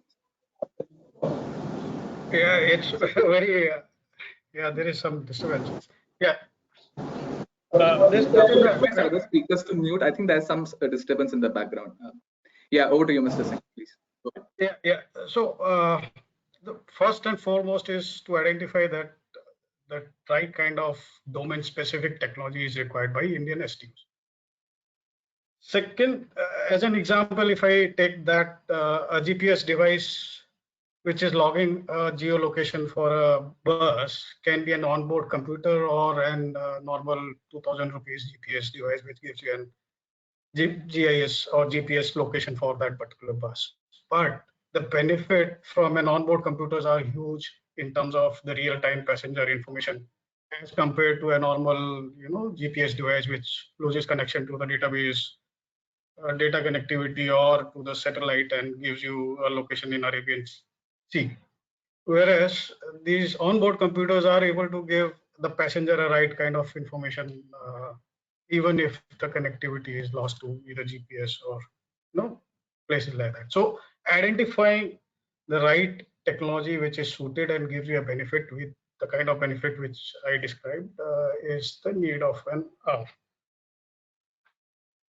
Second is that if the cost, from the cost perspective, there are various methodologies by which we can achieve that. It can be a cloud-hosted environment, or a different methodology can be achieved. to give a benefit, more benefits to the customer. But having a 20% or let's say 6 to 20% benefit out of an IT-driven solution implemented at an organization is a huge cost saving for an STU. And that's very minimal in terms of software investment. Thank you, Mr. Singh. I see there are a couple of questions in the chat box, but then we'll definitely take those questions, and we will see to it that we respond to each of these questions. And I'll request all the speakers to respond to those questions via email. You can share it with us, and then we'll reach out to the participants. I would thank all the speakers and request Sanjay ji to take over and share his remarks as well. Over to you, Sanjay ji. Thank you. Yeah, thanks all the panelists for their very good inputs in the maintenance part. And actually, it's an eye-opener for most of us, where we actually don't pay that much importance to the maintenance. It's procurement and initial during the warranty period maintenance is taken care. But then the life of the buses actually depends upon how you maintain over 10 years and maybe 12 years. So this is what is good for us, all of us. So thank you all for participating. Now I would request Mr. A.S. Lakra, who is a well-known figure in this area, and we would like to hear from him also. What are his view, and maybe some closing remarks from Mr. Lakra. Over to you, sir. Yeah, thank you, Sanjay. Good evening, everyone. Good evening, all panelists and participants. It's a great pleasure to talk to all of you at this point of time.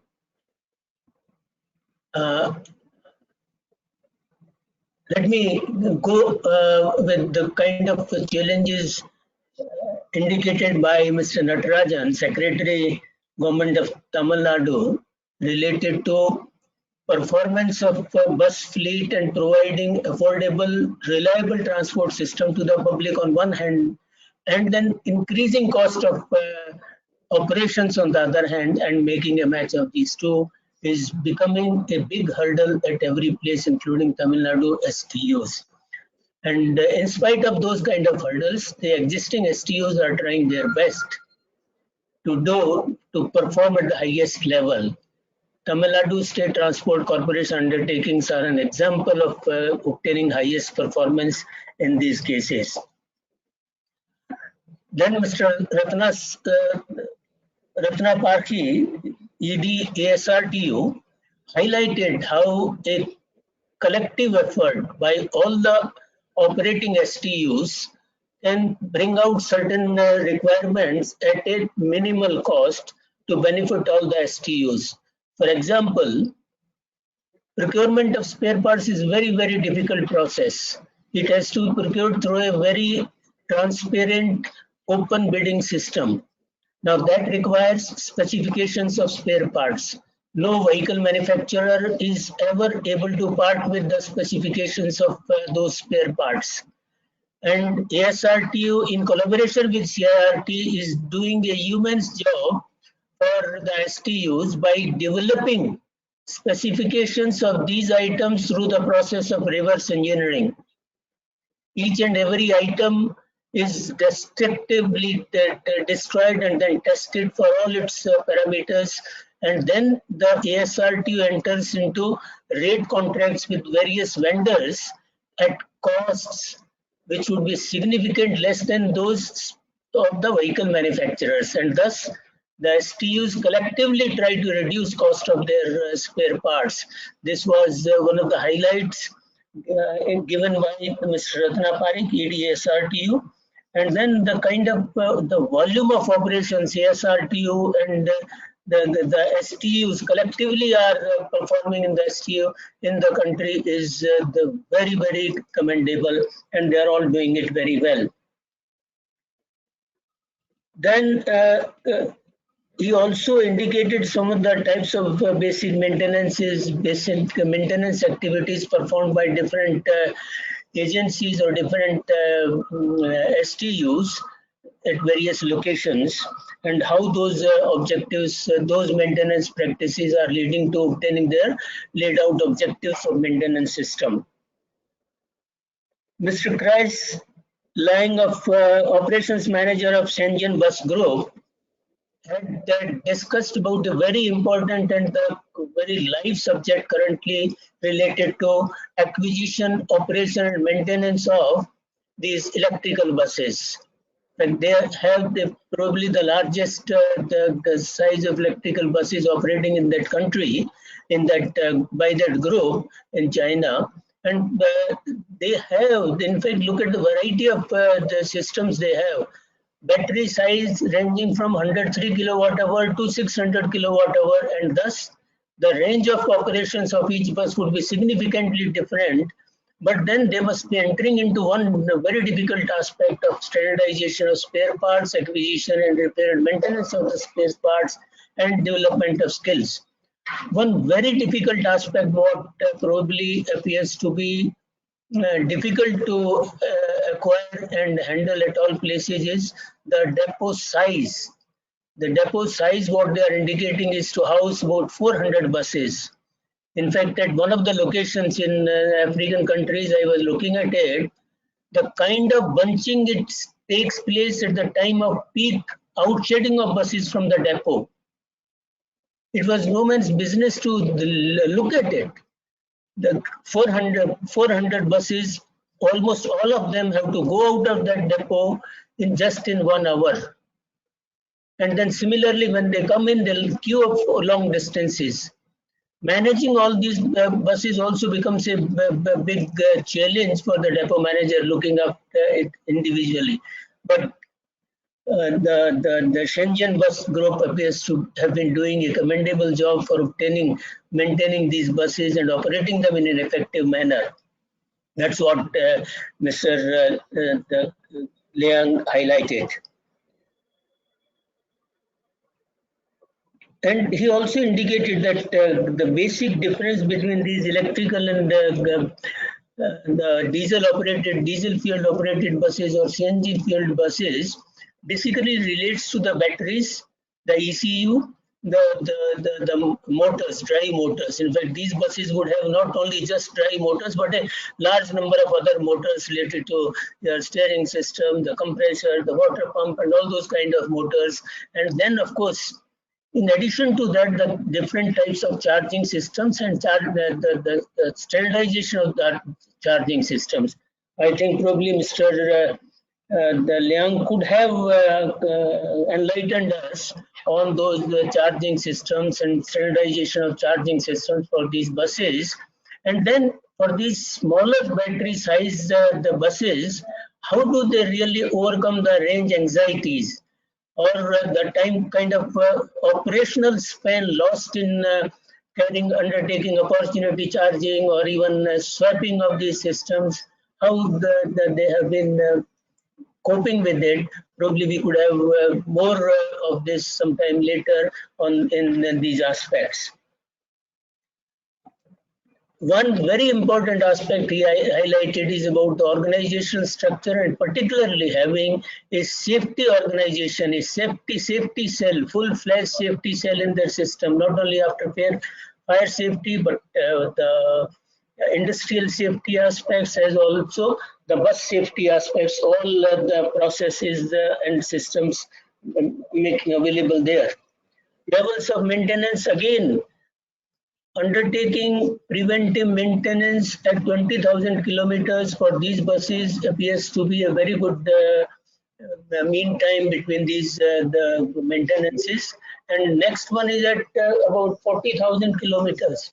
In case of diesel buses or CNG fueled buses, such kind of MTBF is hardly available. They require much faster and therefore larger kind of maintenance. Mr. Puneet Saxena of Tata Motors Limited, of course, highlighted the very enlightened experience in a complicated system, CNG buses, where the entire AMC was with the Tata Motors.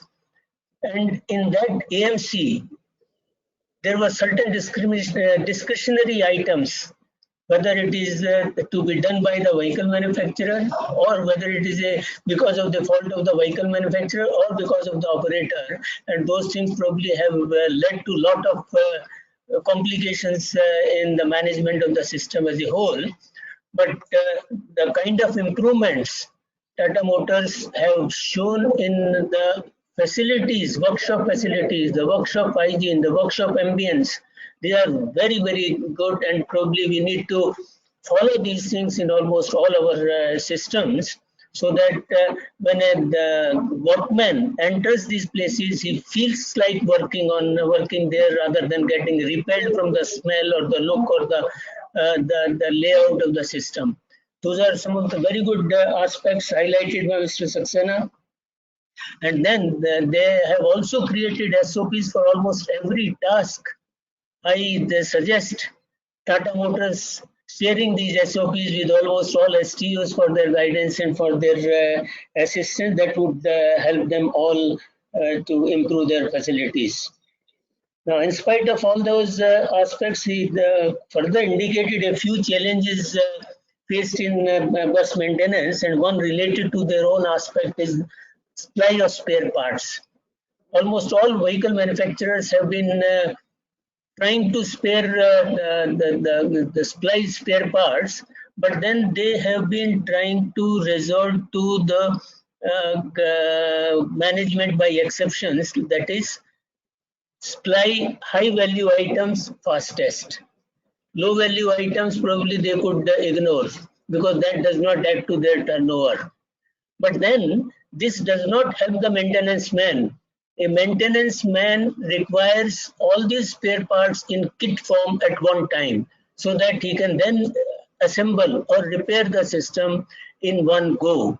But if high value parts are available, low value are not available, then probably he cannot still make use of those parts to repair the system. I think we will have to look at that aspect of over-emphasizing improving turnovers, then making the system work better. Then Mr. Sudhir Singh of Trapeze Group highlighted use of ITMS and the related systems in bus maintenance. It's very good. We definitely almost all STUs and all bus operators are trying to acquire these systems. One aspect probably what somebody had from out of the participants had earlier asked, the cost benefit analysis, of course. I just indicate an example. One STU was one new company was to acquire about 100 CNG operated buses, and then the complete ITMS system. Cost of the buses was only about 50 crores, whereas the ITMS system was costing 300 crores. Now, I don't know how do these two things match and to what extent they are really beneficial to the system. In fact, we need to have ITMS, we need to have IT system available, but then that has to be in a manner that it does not increase the cost of operations. The improvements available are there, but those improvements are so insignificant that they do not take care of this such heavy investments. Therefore, I personally feel that the use of ITMS has to be in a manner which improves the system to a larger extent and provides more benefit to the organization than the cost, not only to the organization but also to the users of that the services provided by that organization. In fact, all the speakers have place their views in an efficient, excellent, and a very articulate manner. I think all our participants should thank them in providing such good inputs for the maintenance system, which has generally been ignored by almost all our planner friends. So that's a very good beginning, and we should go ahead for such kind of workshops for the benefit of the maintenance people. Now, I would add a few things on continue to this. For example, none of our friends in the maintenance activity should be scared of maintenance. It's very simple. Yeah, yeah. We have Yeah, overshot Professor. our time. Pardon me? Sir, if you can maybe close it. We overshot Yeah. our time. We need to conclude. Okay, Professor. Right. Oh, thank you. Thank you. I'll just take 2 minutes. Yes, boss. One or two aspects what we need to add to this system is waste analysis leading to improved vehicle maintenance without very heavy efforts. Like when a worn out tire is removed from the system, just look at the type of wear on that tire correlated to the vehicle parameter, vehicle system, what would have caused this error, and correct that system right away. Otherwise, all other tires what you fit there would meet a similar fate. Similarly, you look at the simple aspect, very simple, cost effective, nothing involved. You have the security guard sitting at the gate. Let him watch the exhaust emission of all vehicles. Color of that, which indicates the condition of that vehicle. Wherever it is abnormal, note it and give it to the people. He should take a corrective action. Now, some more inputs were there, but then because there is a shortage of time, let me take this opportunity to propose a vote of thanks. Right at the outset, I would like to thank the Ministry of Housing and Urban Affairs for taking such initiative of capacity building on regular basis, particularly in areas like bus maintenance, which need more and more capacity building. Such seminars or workshops or Mobilogues, more and more of these things are required, maybe related to individual subject. I thank them all from our own side. Then I thank Mr. Natarajan, Secretary Government of Tamil Nadu, for his thought-provoking address and highlighting the performance of STUs and the challenges they are facing and how they are coping with those challenges to provide excellent services there. I thank Mr. Ratna Parki, Executive Director, ASRTU, for his the keynote address, where he highlighted the performance of various STUs and what kind of challenges the STUs are facing there. I thank Mr.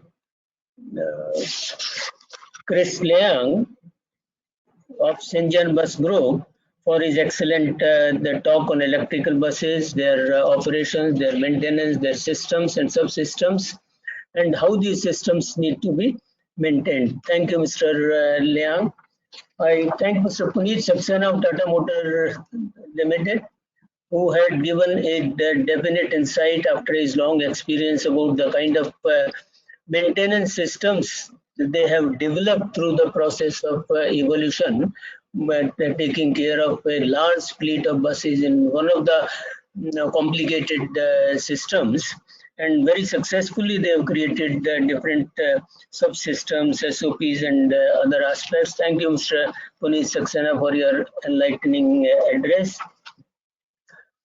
Then I thank Mr. Sudhir Singh, Operations Manager of Trapeze Group, for highlighting the use of technology in bus maintenance, spare parts, and inventory management and control.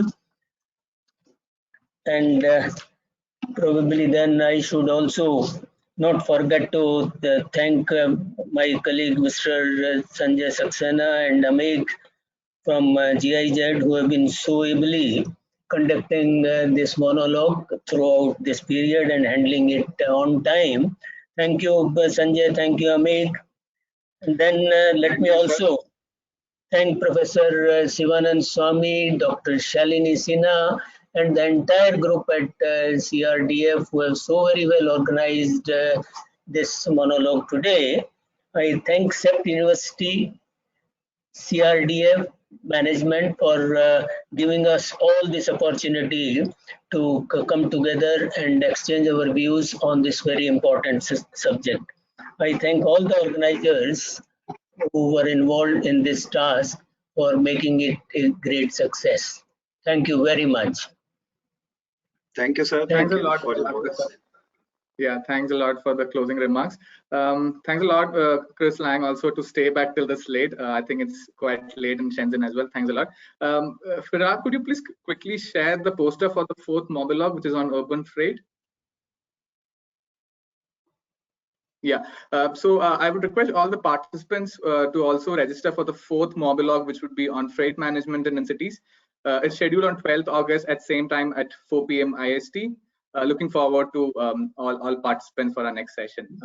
Thanks to all the speakers, all the moderators, and the team at CEPT and GIZ and Ministry of Housing and Urban Affairs. Thanks to each one of you.